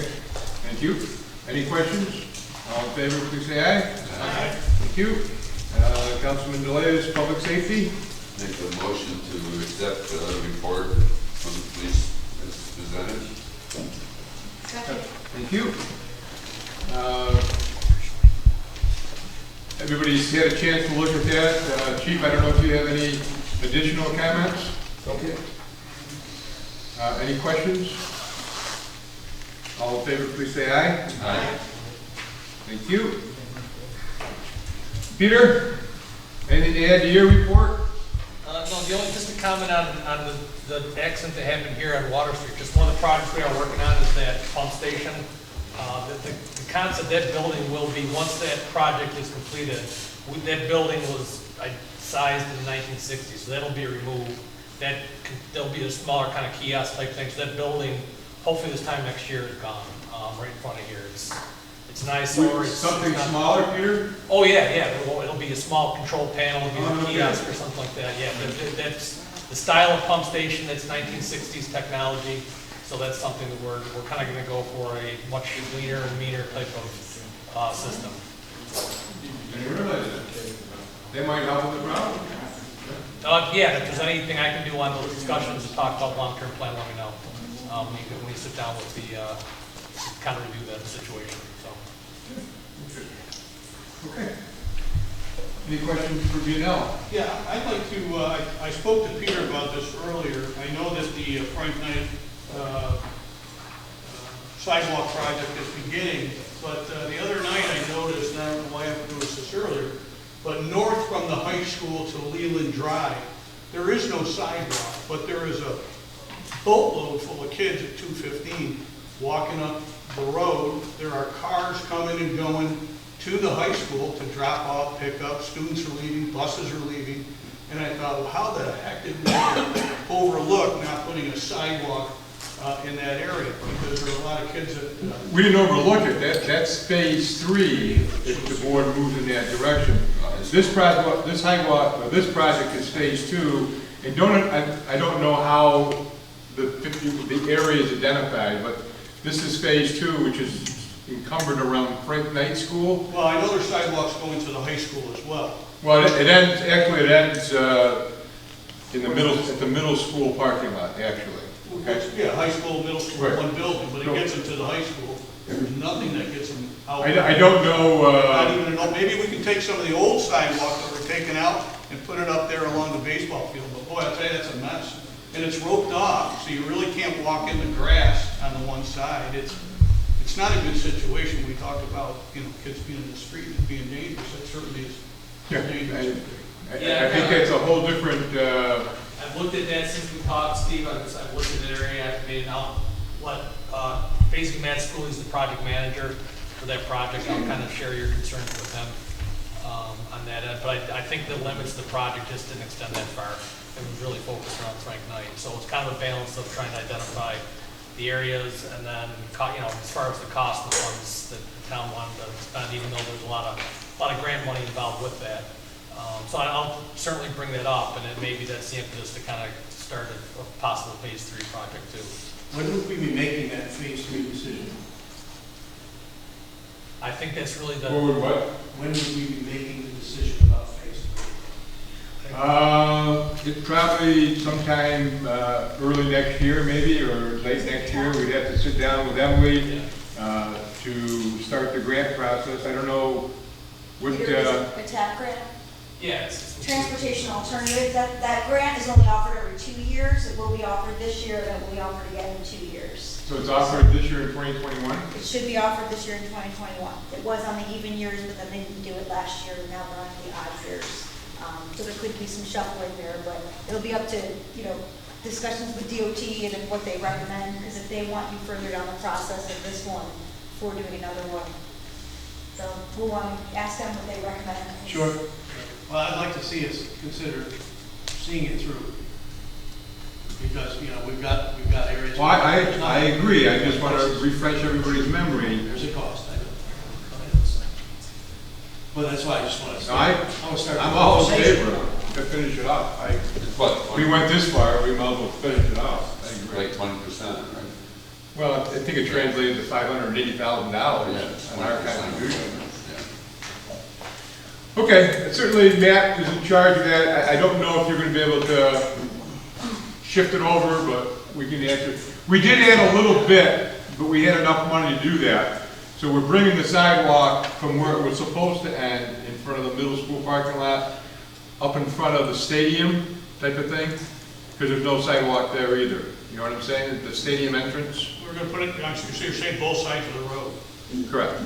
Yeah. So the school district's concern was when kids come out of the stadium, the football, soccer, they had no place to walk there either. So that's what we extended that. But we included it in the project at the time. We can check it out, for sure. Okay, any other questions? All right. Make a motion, we accept the grant writing services report for the month of May. Second, please. Thank you. Any questions for Emily?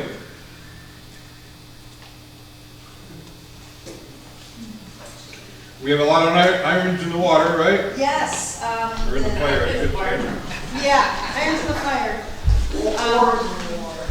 We worked with Barton LaJudas on doing 2 submissions for Kingdom Road. The U.S. Senate came out with some funding through the CARES Act, but suddenly they just said, here, you know, this is, we're going to allow you to apply for this if you want. And we had drafts of them, so B&L did Kingdom Road, and we did one, MRB did one for Bayard Street Culvert and the Rumsey Street Bridge. These you submit both, one's is Schumer's web portal, and one to Gillibrand's. These are,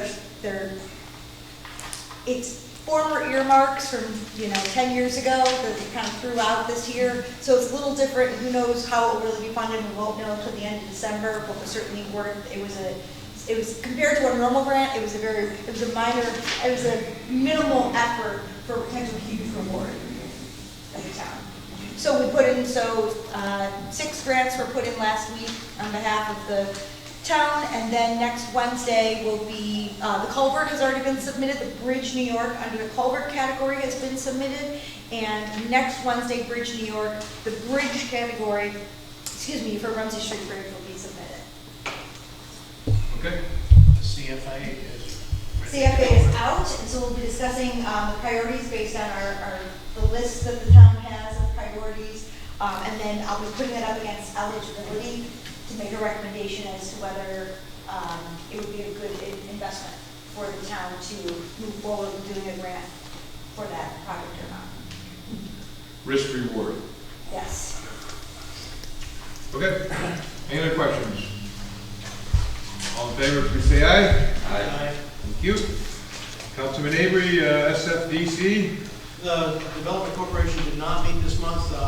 We had a meeting scheduled and then came up short as far as the quorum. So it will be scheduled. We'll be meeting at the end of this month. As Mike announced and as Allison alluded, the DRI is out. The projects are very exciting. It's a great mix of municipal projects and private projects. But we're all treading gently, trying to figure out how this is all going to get started. And then the only other thing I have to say is just to remind people that farmers market starts on Tuesday, June 15th, and runs from 3 o'clock until dusk-ish. And apparently it's going to be full. They've got all the vendors they can handle with the waiting list. So it should be great. Thank you. We'll talk about the other committee reports under the one other committee report we'll do under old business. We have 9 communications for the month of April submitted by the town clerk. We have a motion to accept the communications, please. Make a motion. Motion and second by Mr. DeLeas. All in favor, please say aye. Aye. Thank you.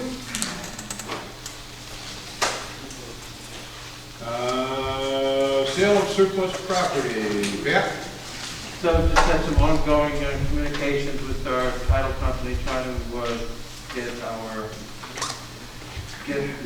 resolve the issue regarding the village dissolution and get that properly on a land record.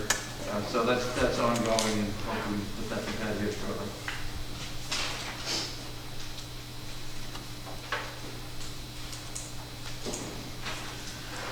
Could I get a timeline? I hope to have it resolved by the next meeting. I hope to have it closed by the next meeting. Okay.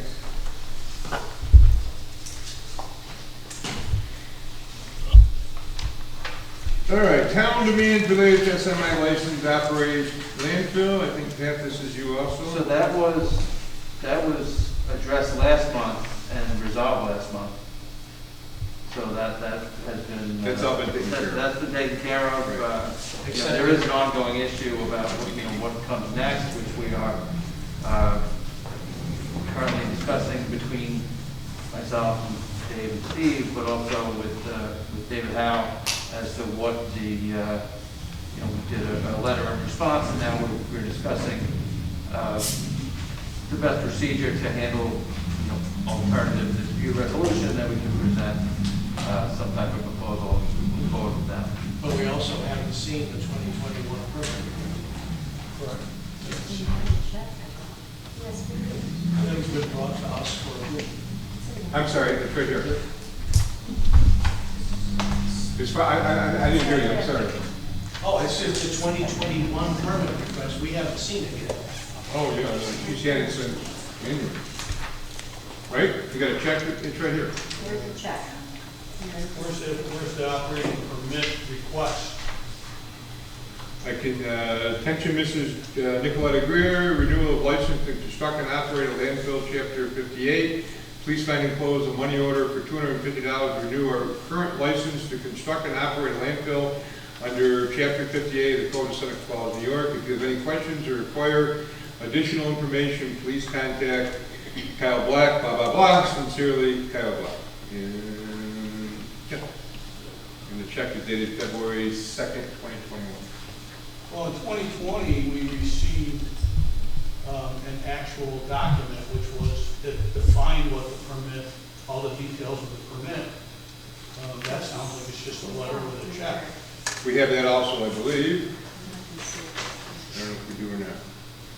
You don't have it in there, Nicky? And if we do have it. We have it in the office. This board hasn't seen it. Hasn't been presented to one way or the other to be This is approved. all I got, right there. This letter right here, that's all you've got? That's what I got, yes. The other was from 2020, I believe. So I was not aware that there was something else submitted back then either, so you're saying there was something else submitted back then? Well, if nothing else, would be a resolution for us to approve. An operating permit, and we had the verbiage of the operating permit, it was like a 3-page. Right. So, I mean, we certainly can make a resolution to accept this permit. Is that what you'd like to do? No. No, I guess we're talking July. Yeah, July, but Well, I think we just resolved 2020 last if month. we're going to get an operating permit from SMI, then I'll pull up the one that we received last year and forward it to the board so they can at least see what we're referring to. It's going to be in our last January packet. Regardless of 2020, we're 6 months into 2021. And we haven't seen a permit, a resolution to accept. Or a permit, we got to see the verbiage of a permit. So, Nikki, would you do a resolution for the board to? Can you scan what you've received and please send it to me? Just What I again- received, Yes. yes, I will scan it and send it to you. And I'll pull up the one from last year. So we'll have a resolution in July to accept the 2021 permit. We will have, we'll get it on the agenda and the board can discuss it at that time. Thank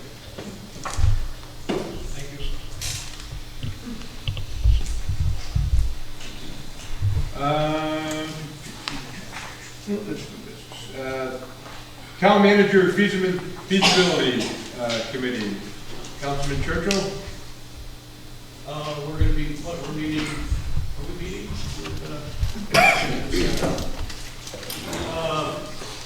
Well, we met with 2 members, myself and Mr. Avery met with 2 members of the feasibility citizens committee, and the decision was to have their leader, Mr. Macaluso, reach out to CGR. Well, that's their recommendation. Their recommendation for him to reach out to, Well, there's confusion on my part, at least, as to what happens next. Do we need to meet? You were hoping that we passed a resolution tonight to fund the project. So we got the revised analysis, what she called the revised analysis from Tara, with recommendations, but there hasn't been any response to those. I know she sent those to Mr. Macaluso. correct. So, I mean, the committee of four, how did you guys leave it at the end of your? We agreed on what these recommendations would be. She drew up the document because she's part of that committee, and she sent it to Mr. Macaluso. My assumption is that then we would all get back together, the two committees, and hash this out. I don't know if that's gonna happen, to be honest with you. I don't know if they're willing, if they wanna do that. I'd have to check with them. One of my conversation with Jerry was that, so that, it's up to the board now to move forward with that abbreviated review of government thing. Does the board wanna do that now? That's the recommendation of the subcommittee. Does the board wanna do that?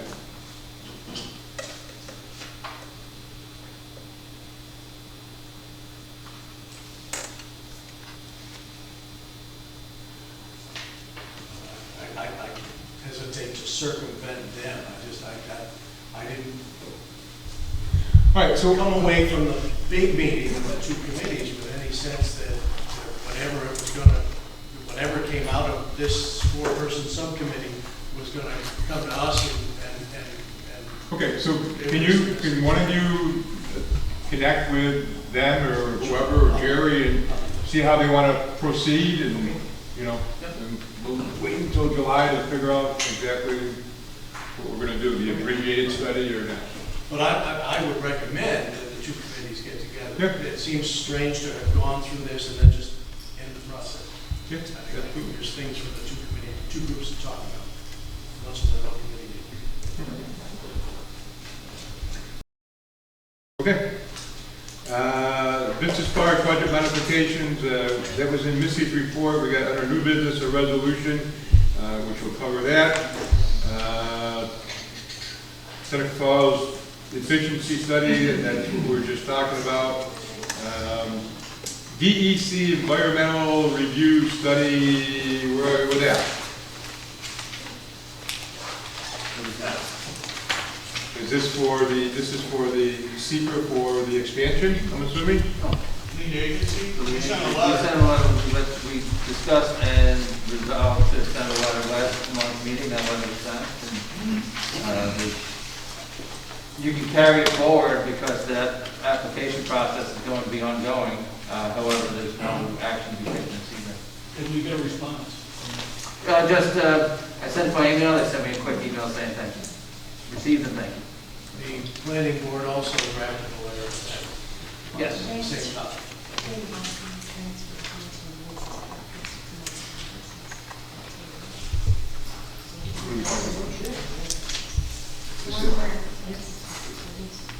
Yeah.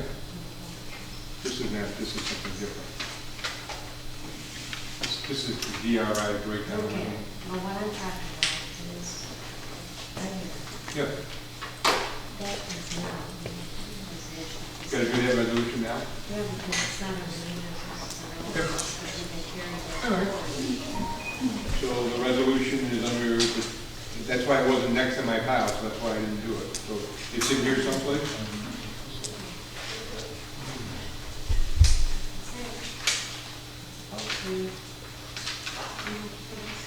Yes. No, the resolution for the,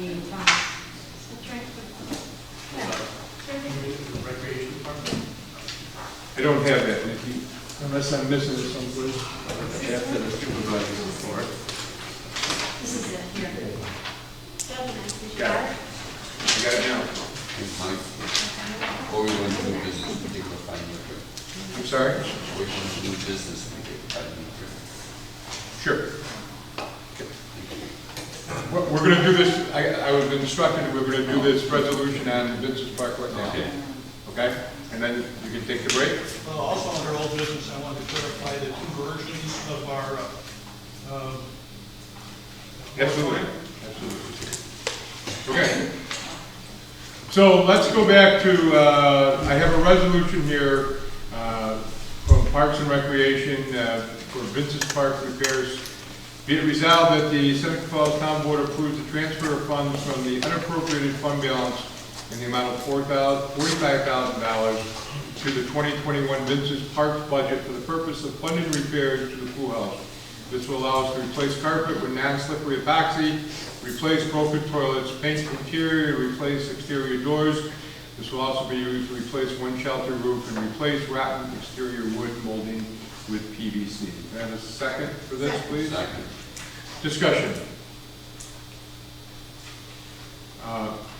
Again, I'll state it again, I'm not in favor of keeping Vincent's Park open, and I will be voting against this resolution.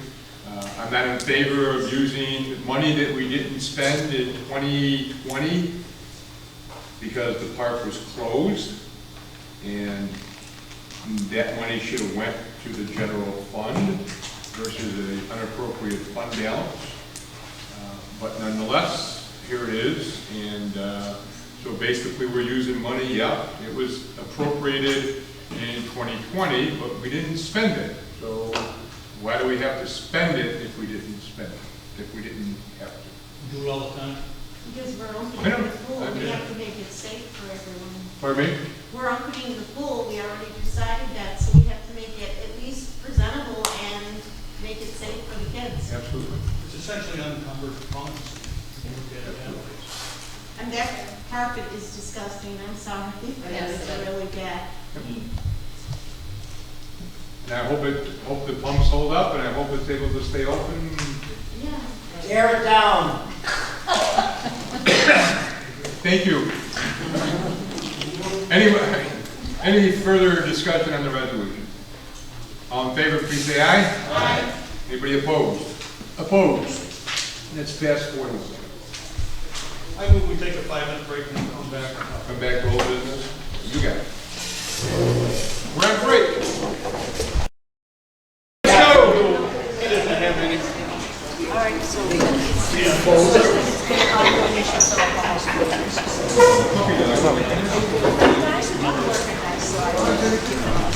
Maybe you'll do a little bit of information. Yeah. I'll see what I can do. Use it like that, I'm sorry. Okay, we have a couple more things under old business, and then we'll get to new business. The big guy, Steve, old business.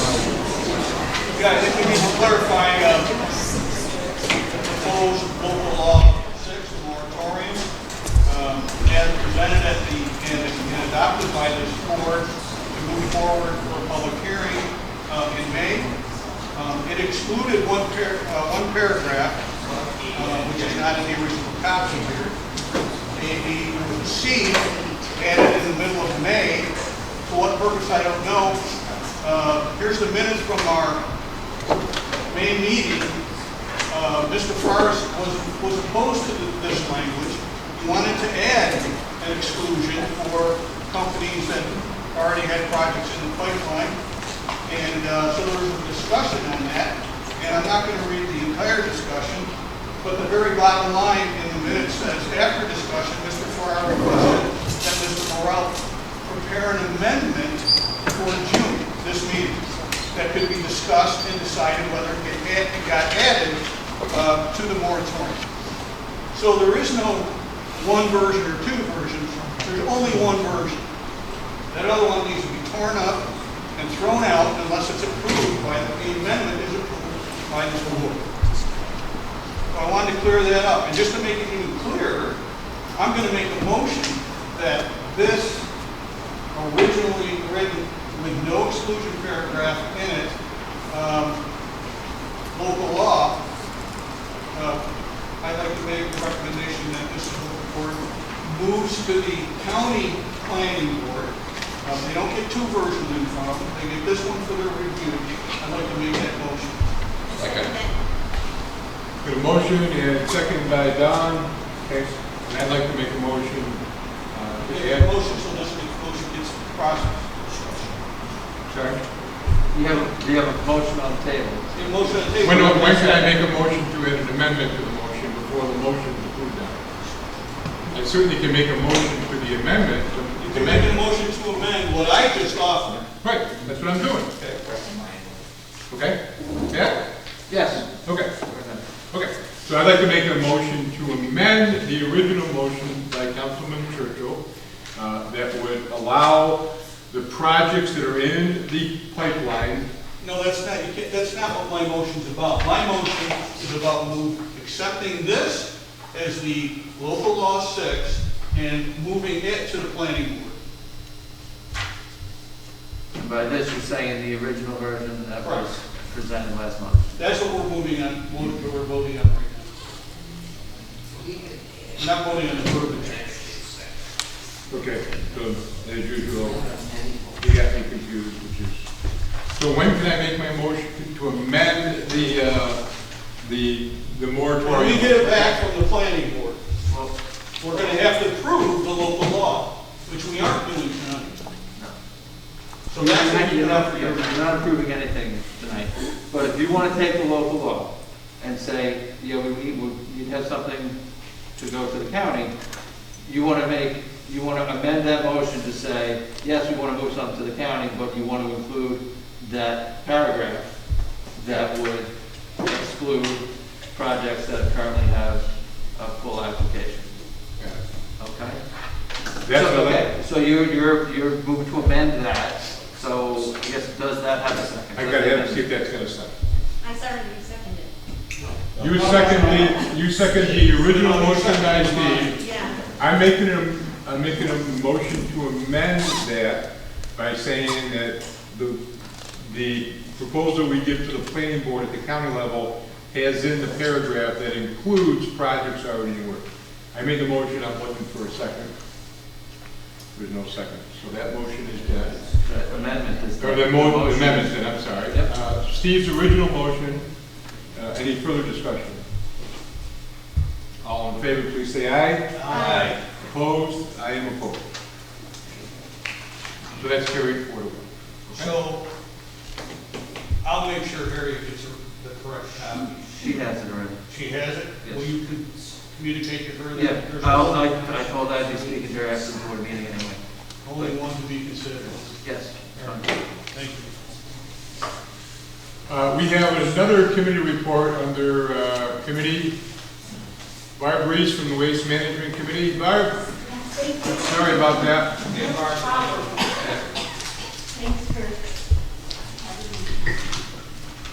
So I asked if I could give an update on the organic recycling program that we started. If you remember, back in March, I came and the committee asked the board for support and for funds to contract with Natural Upcycling to pick up food waste from restaurants that wanted to participate. So I wanted to let you know that on April 5th, we started the program with Cafe 19, El Bajío, Downtown Deli, and Parker's. And so each of the restaurants has at least one tote that they can put food waste in.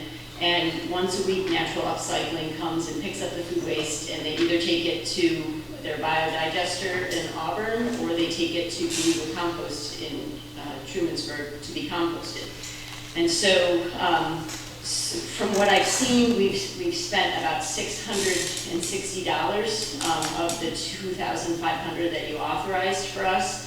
And we are, the estimated amount of food waste that we're diverting is about 600 pounds a week from those 4 restaurants. The feedback that I got from Downtown Deli says that it's really easy. They love it. They recommend it to all restaurants. Parker says it's a little bit challenging, but it's worth the effort. And they would also recommend it to others. So far, things seem to be going well with that. We would like to move forward on the next phase, which the plan is to have a residential drop-off site for food waste. And so we'd like to do that for town of Seneca Falls residents. We put out a survey and we had about 88 residents respond, and most of those 88 said they would like to participate in an organic recycling, like a food waste drop-off site that would be in the town. And so we're trying to make this happen, and it looks like in order to have that happen, we need the blessing of the town, we need the zoning to give us the approval. We'd also like the town attorney to give us the nod to go ahead. And then we also need to submit some forms to the DEC. It looks like what we have to do is we would have to register a site that we find that we would like to use as a transfer facility to take the food waste. And so what that would require is that we would have that tote, those totes or that site would be serviced once a week. We would use natural upcycling as our hauler for that. It would require that an attendant be on duty when food waste was accepted, and that an annual report would be submitted to the DEC for that registered transfer facility. And so the location that the committee was looking at was the town highway department, because it already has the attendant on duty. It already accepts stuff from the town residents as recycling or a transfer station. We understand that that's not currently registered as a site, and so that was the place that we were thinking would make sense to try to register as a transfer facility. If that's not possible, we would try to find another one and meet those requirements. But if we can get one facility that's a transfer facility in the town of Seneca Falls, that would allow us to do other events like host food waste drop-off sites where we could accept food waste maybe at the farmer's market. When it was open, residents can bring food waste, we would accept it and then transfer it to the facility at the end of the market. I know other farmers markets do that service for their residents, and it makes it really easy for a lot of people who want to compost and not put their food waste in the trash. So we're trying to make this happen, and so the Waste Management Committee, there's a couple of representatives here with me, Frank and Jean are here, and Doug is on our committee as well. And so what we're asking for, the request to the board tonight, is that we get approval to proceed with this next phase. So if we get the approval from the board and from Pat and from our new zoning officer that yes, this is okay to do this, and that we could proceed with plans for a food waste drop-off site in the town. And then we also want to have permission to register either the town, I'm thinking the town highway department, as a transfer facility for organics. And so that's what I'm asking for. Did I say everything done? Yep. Okay. Now, we had a brief conversation about, just in very general terms, at the Highway Department, Highway Committee meeting. And so Jim and Mike are looking into that aspect of it. So if we can just focus on the local things right now, they're going to get us some answers, right? He's just staring at me. Get you answers about the highway department. How big is the container that goes to the highway department? It's a garbage truck. Just a garbage truck? It's 64 gallons. It holds about, they estimate, the EPA says it's about 150 pounds for 64 gallons of food waste. The problem is that anywhere you put one for residential collection, we can put it right out there, but that would have to be registered as a transfer site. And the requirements are changing. I mean, used to be had to be emptied once a day. Obviously, they're changing the laws to catch up with the way. So what we're saying is Saturday and Sunday could be a drop-off time because we have John there watching drop-off area. Yeah. So it'll be that time frame. Sure, that would give us 2 days where we have an attendant where residents could drive in, put their food waste in the tote, and that would be, we'd meet the requirements. Sounds good to me. So I think am I speaking to the board that we want to move forward with the residential component of this organic waste collection? Yeah, I'm one of the 88, so yeah.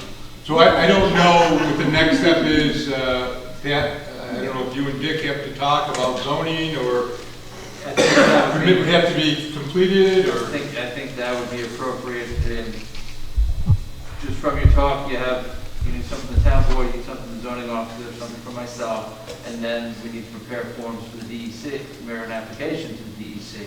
So I That have the spells out- application here. Spells out the plan, as Yeah. to what the plan is. So I was wondering who is the person who takes the lead on filling out the application for the transfer facility on behalf of the town? Does anyone know who? It's the registration form. I started it. Yeah, it could be any one of the board members. But Any okay. one of the board members. Yeah, or I'd be happy to do that. Okay, that would be awesome. I put in a call to Greg McLean today, Region 8 Administrator, to ask questions about the annual permit or the annual report that's required and things like that. But I just wasn't sure if it's the Waste Management Committee who would be overseeing it, or if it's going to fall to like our highway supervisor, which I'm not trying to give him more what I know. Thank you. Or the board. We're trying to make this happen. We tried to make it happen 4 years ago. And people are excited about this, so I don't want to lose momentum. No, that's going to happen. We'll make it work. Well, we were also told by Dean at the time, not we, but they were told, that the town code prohibited it. So if there's code language that keeps us, we should move forward until something gets in our way. Exactly. And then we see if we can move that. So if there's language in the code, this is not the same kind of project that was proposed 4 years ago. It's being picked up and hauled away versus composted here in the town on the site. Correct. So if that gets us around any code language, wonderful, we move on to the next step. But if we need. I mean, it's basically a transfer station, okay? But I think there's some language in the codes for transfer. What I suggest is we take this, we take the application, and if we go through the zoning, we get a zoning letter. If you need a letter from me or something, fine. And then the application, and then a resolution to the town board. Next month, we have it all lined up. We do a formal resolution that could then be packaged up, sent to the DEC, all in one cohesive package. So we have a completed application, and we have the zoning review, and we have everything in place. Then the board takes action, puts their blessing on it. We package that all up and send it to the DEC.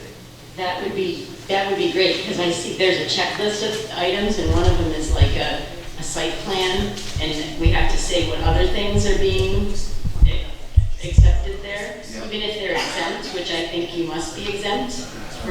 I know, is it? It comes under the category, be careful what you ask for sometimes. Okay. Okay? I'm just going to leave it at that. So if it's better that we use a different site, we could do that as well. I just want to know who I can. Comes under the category, be careful what you ask for.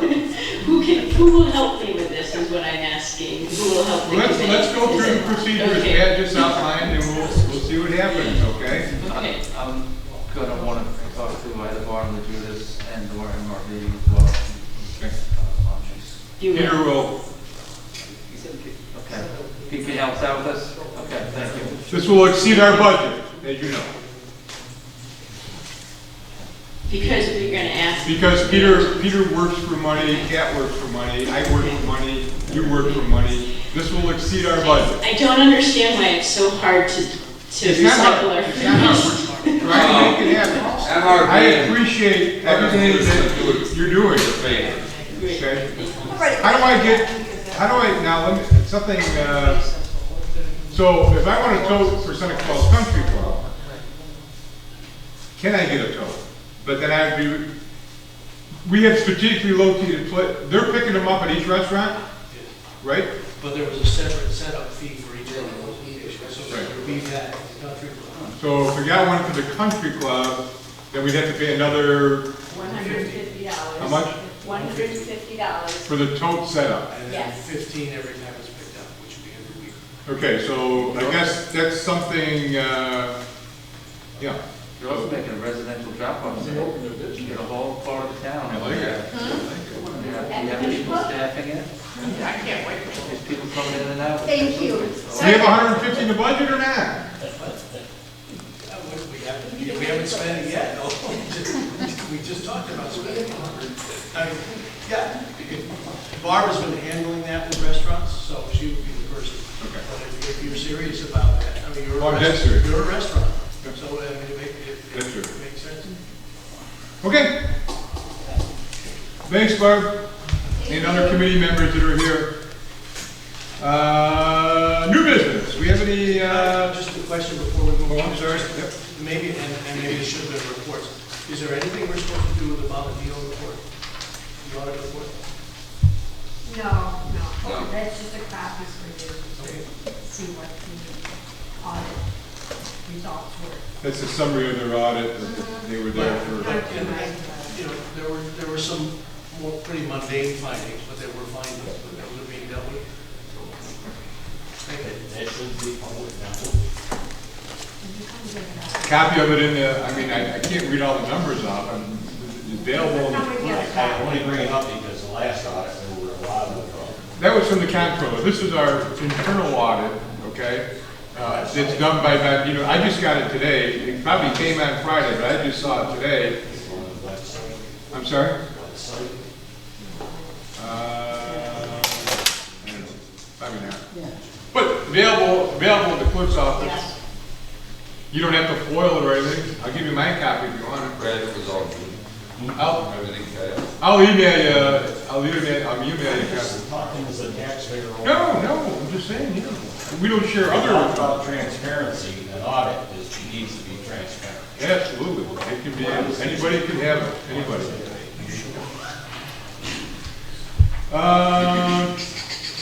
You want the audit for the courts too? Because they do an audit for the courts. They do an audit for the clerk's office. And then they do an audit for the other businesses, your other part of business. Why doesn't the clerk just make a copy of all the audits and leave them here for the next meeting, and whoever desires, yes, I would like to copy. Or stop up the next time you're up there. and grab Stop it. up there everywhere and get it out. Okay, do we have any special events? We have two. We do. Boy Scouts want to have a recruitment night on Monday, June 21st, little fishing derby down at Van Cleef Lake, from 5 to 8. And they have most of their paperwork in. They do not have a permit, I think, for the health department, because they want to do food. So they know that they need that, and they're in the process of getting that right now, I believe. And we also have a little block party on Elwell Street, just a neighborhood group that wants to get together and close the street off and have a couple hours to socialize. That's June 11th from 5:30 to 7:30. Up past me, yeah. Neighbors who want to have a pandemic is almost over, get together. That's it. Well, I think then we got to vote on those separately.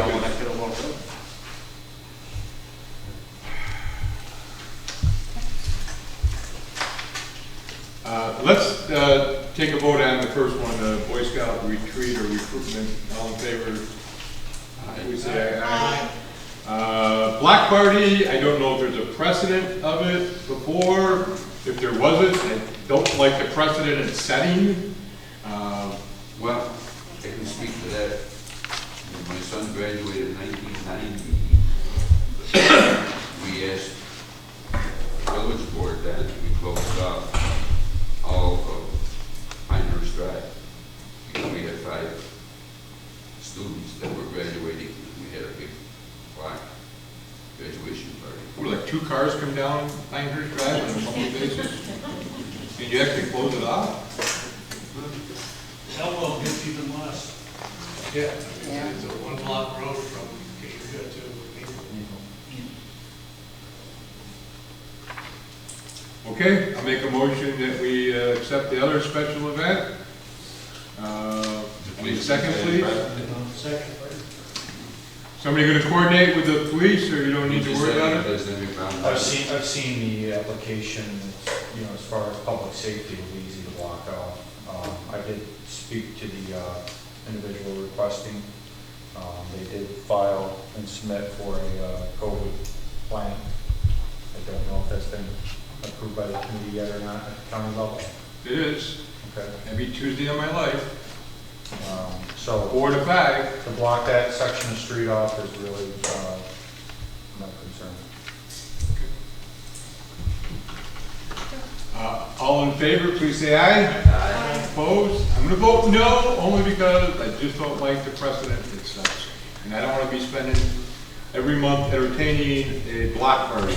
But I hope they invite me, and I hope they have some Coca-Cola. I think they would have a new speed. Okay,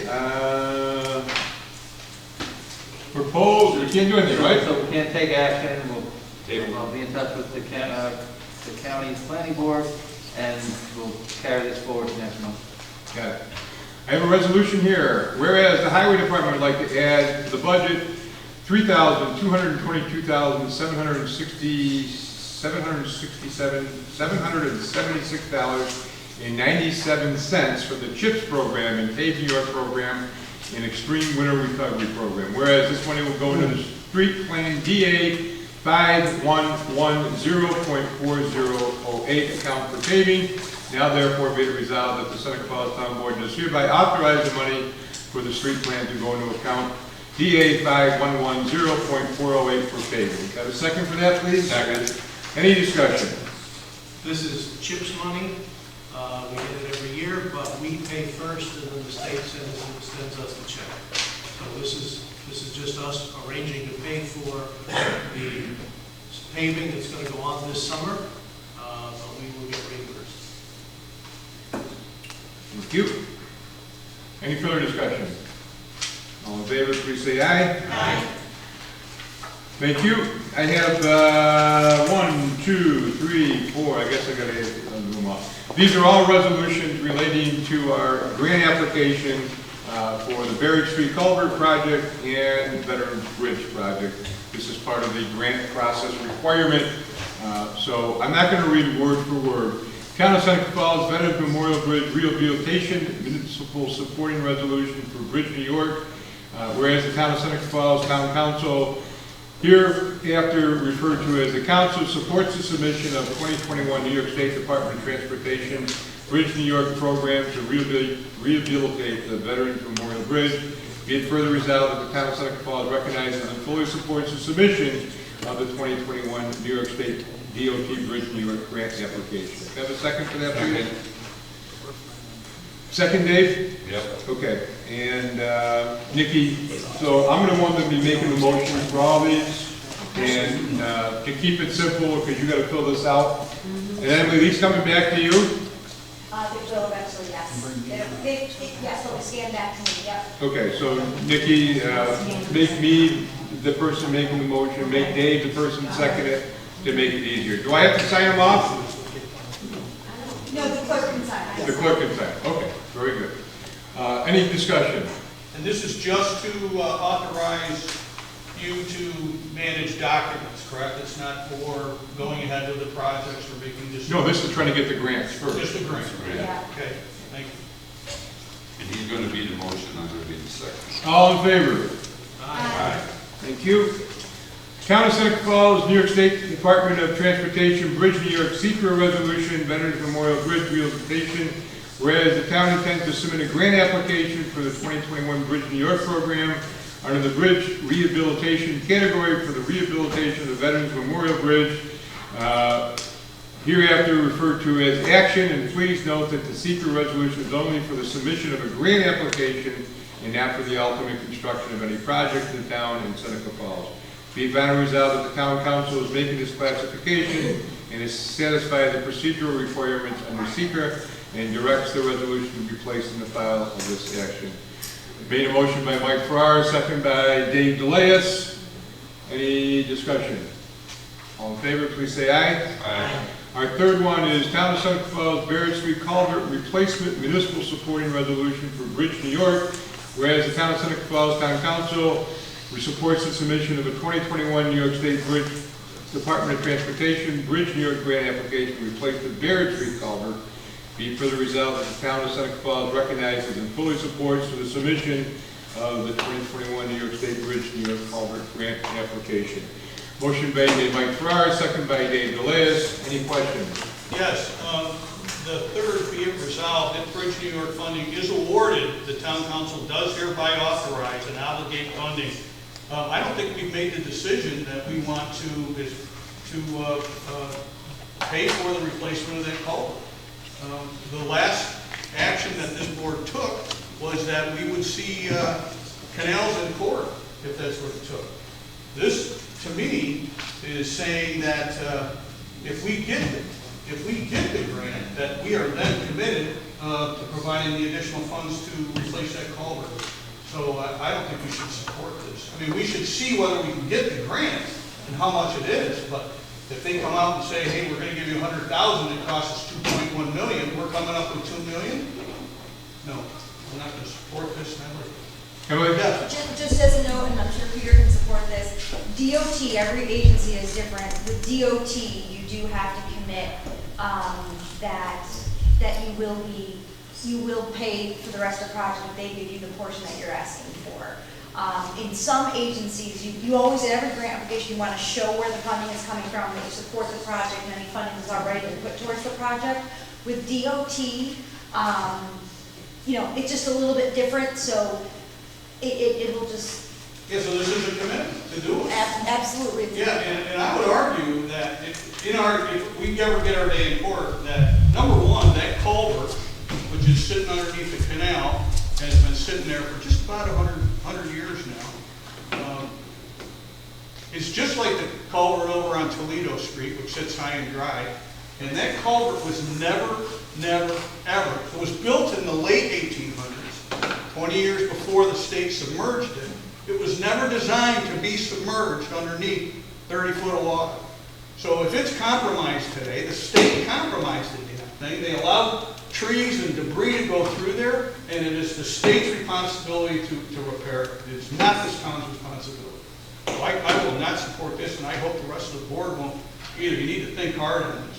This is a commitment that we're going to pay for, $2 million to fix that culvert. And the state's the one that's destroyed it. In every way you look at it. I think if we went in front of a judge, you'd see it exactly the same way. So I say we... Any further discussion?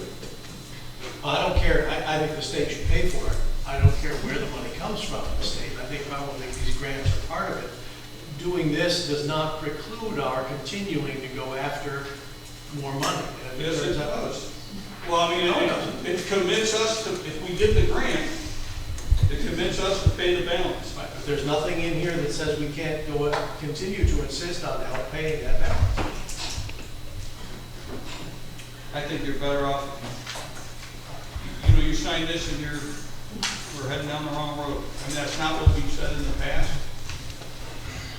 Any further discussion? How much would this grant? Can you leave that section out, Emily? I mean... Be it further resolved that Bridge Board does hereby cover the main project on? Well, she said the part of ours. I mean, you have to prove in an application that you are going to pay the rest, that you are going to, if you receive this funding, that you are going to pay that the project will move forward. Otherwise, they're going to give the money to someone else so that they get a project that's funded.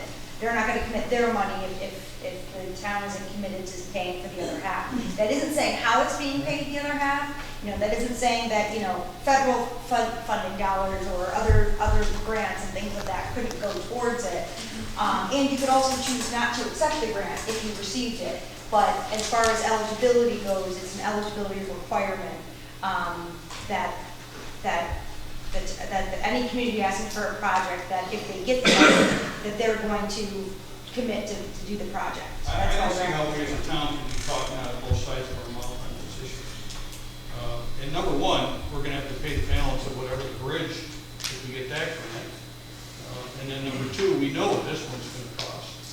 The bridge we own, Steve. The bridge. Right, and we need to fix it, but... We own that, though. Correct. This down here, we're not sure who owns it. Correct, but we're going to have to pay this. In other words, if we start both these projects at the same time, that's a lot of money coming out of the budget, which we don't have.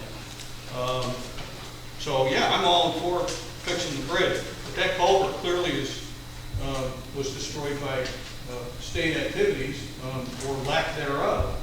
They didn't maintain it properly. I think we have a great deal of proof of that. Anybody that looks at it, just looks over the edge, you can see how poorly it is today, and it hasn't been maintained for years. So, no, I'm not going to support this.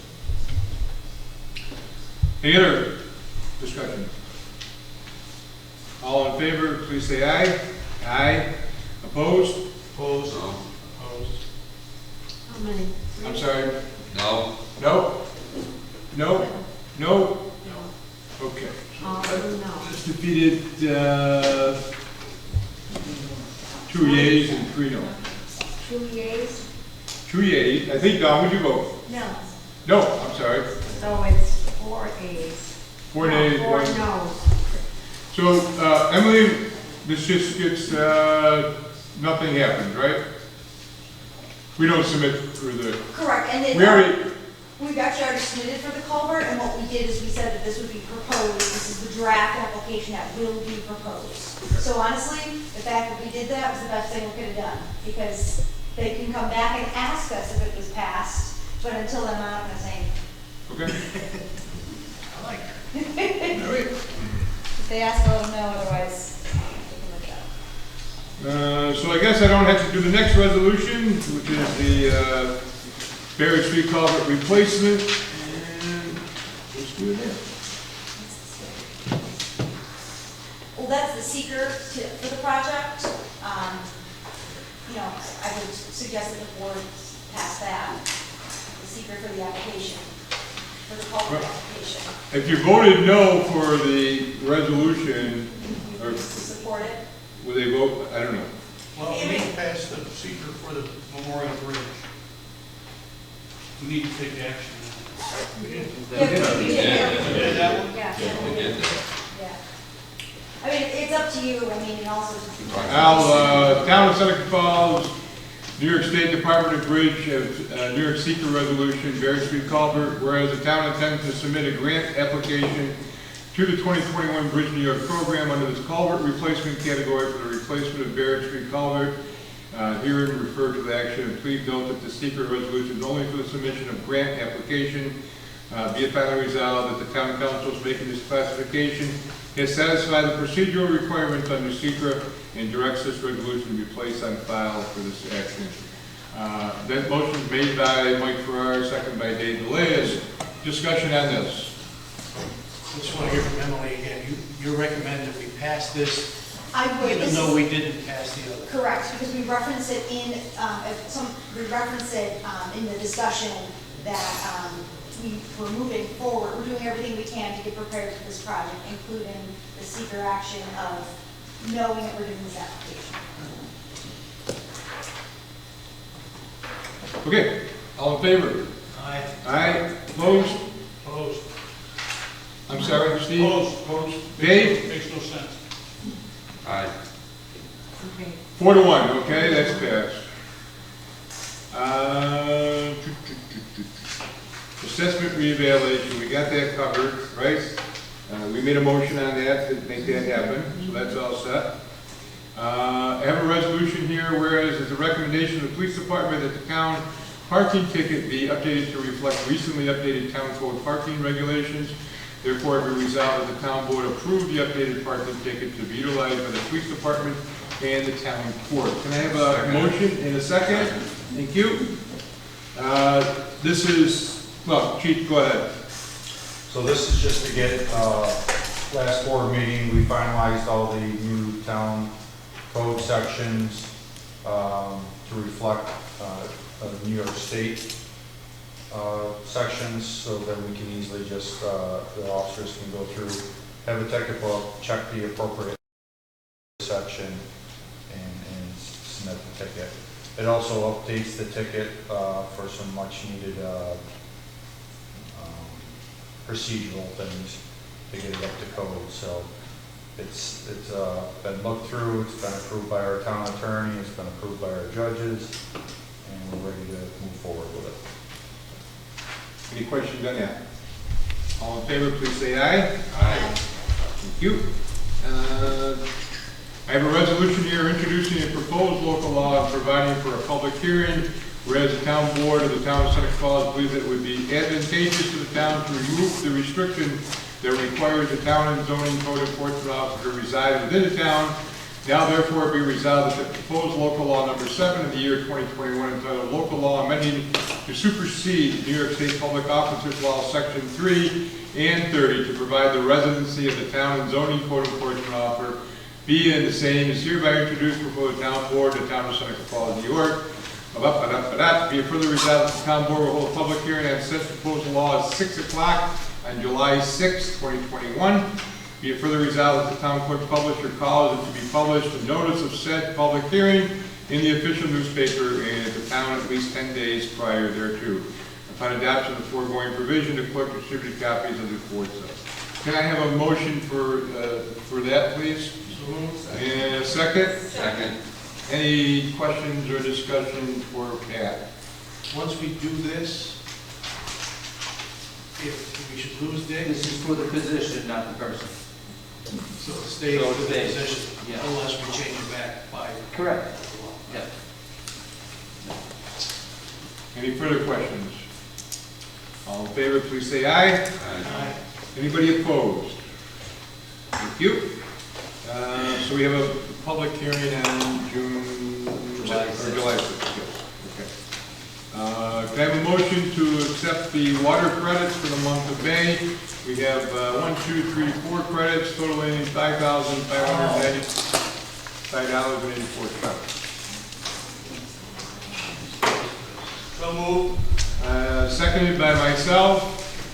Any questions? Just, I would point out, or anybody else can, the one that, the first one was highlighted, that's because we denied that last month because there was insufficient information. She has provided that now with all the receipts and the explanation. All in favor, please say aye. Aye. Thank you. Is there any other new business for this board tonight? Just a question, under old business and new business, it was in the paper tonight that this local law 6, I hear what we're doing now with the original. Is the original reference the methane process facility, to put that on hold for a year? No, but it falls under, it would block it. for a It year. would block it? Yes. Okay. That's in the original. So it's going to block any Any renewable energy project? commercial. If you want to put solar panels, it doesn't block. Windmill, solar panel farm, blah, blah, blah. Incinerator. But this also includes the methane proposed facility. Yes. It's on hold. Comes under renewable energy project. Second question, I know that there was discussion about lead agency, whether it was going to be the DEC or the town, and I did hear Matt say that he got an email back.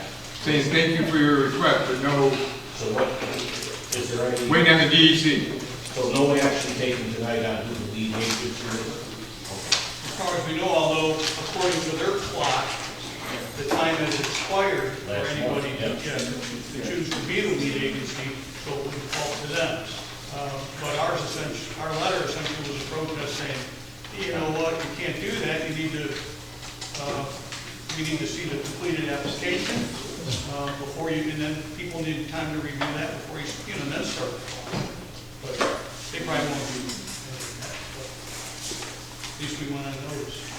Is it to our advantage for the board to make a decision now, let's put the DEC on notice, be proactive?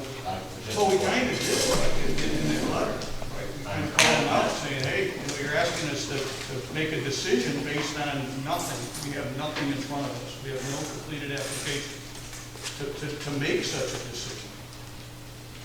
I mean, if they don't think that that's, yeah. Okay. I make a motion that we pay the bills. Second. All in favor? Aye. Say aye. Aye, thank you.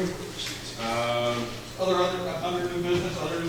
Oh. I just want to make an announcement that there is a DEC, there's a rally at the DEC this coming Saturday from 2 to 4. If anybody's interested in attending that rally, it's more specifically kind of targeted at the Bitcoin mining operation, but essentially it's really targeted at the fact that the DEC seems to be giving an awful lot of projects the green light, and they're actually giving them exceptions to their own rules that they have in place. They did that with the Greenwich Plaza project down there. They essentially gave them free rides. So there is a rally. If anybody's interested, they can reach out to me. Is that an add-on? Huh? Is that an add-on? Yes. So there will be a bus leaving in Geneva. If somebody wants to hop on a bus, otherwise we can drive it from 2 to 4. But if you're interested in that kind of stuff, spread the word. The other thing I'd like to bring up is anybody on this board interested in having a special meeting after the county planning board meeting on the 10th, any day after the 10th, so for the purposes of passing that moratorium. It would be a 5-minute meeting, 10-minute meeting. You could have it at whatever convenient time is, or I mean, we could be at noon. What would work for you? I have to do it at night, and I can't, leave during the day. No, but I mean, any day. It doesn't, we could do it any day after the 10th. I would start with the 14th. 14th? We're not going to see a report from them. Nikki, are we even going to see something by the 14th? Could be, I don't know. That's the following Monday. That's pushing it. Yeah. It's possible. It's possible. Well, how about Tuesday the 15th? That works for me. Fine. Dave? All right, what time? 6 o'clock. 6 o'clock? That works for me. Oh, do you have a meeting? Do you have a meeting that night? Probably, No, that's the third, that's the third. That's the third Tuesday. We've had special meetings before where all 5 of us can't attend anyway, so it's not a big deal. Long as you have a quorum. So you gotta make sure that, Nikki, you get that in the, and I don't know if there's 4 on that night or not. I have to check that too. Missy, we okay here for, Just in case. for next month though? I mean, this. Yes. Okay, Yep. July 6th? Yep. We'll meet 15 at the town office. Well, there might be a town, there might be, Okay. well, check it yeah, there out. might be 4, I don't know. You'll let us know. Yeah. Okay. Yeah, so can we send out an email notice when this is all confirmed? Location, whatever. Fine. Can I have a motion to adjourn, please? Make a motion to adjourn. I second that. All in favor, please say aye. Folks, have a good night, thank you.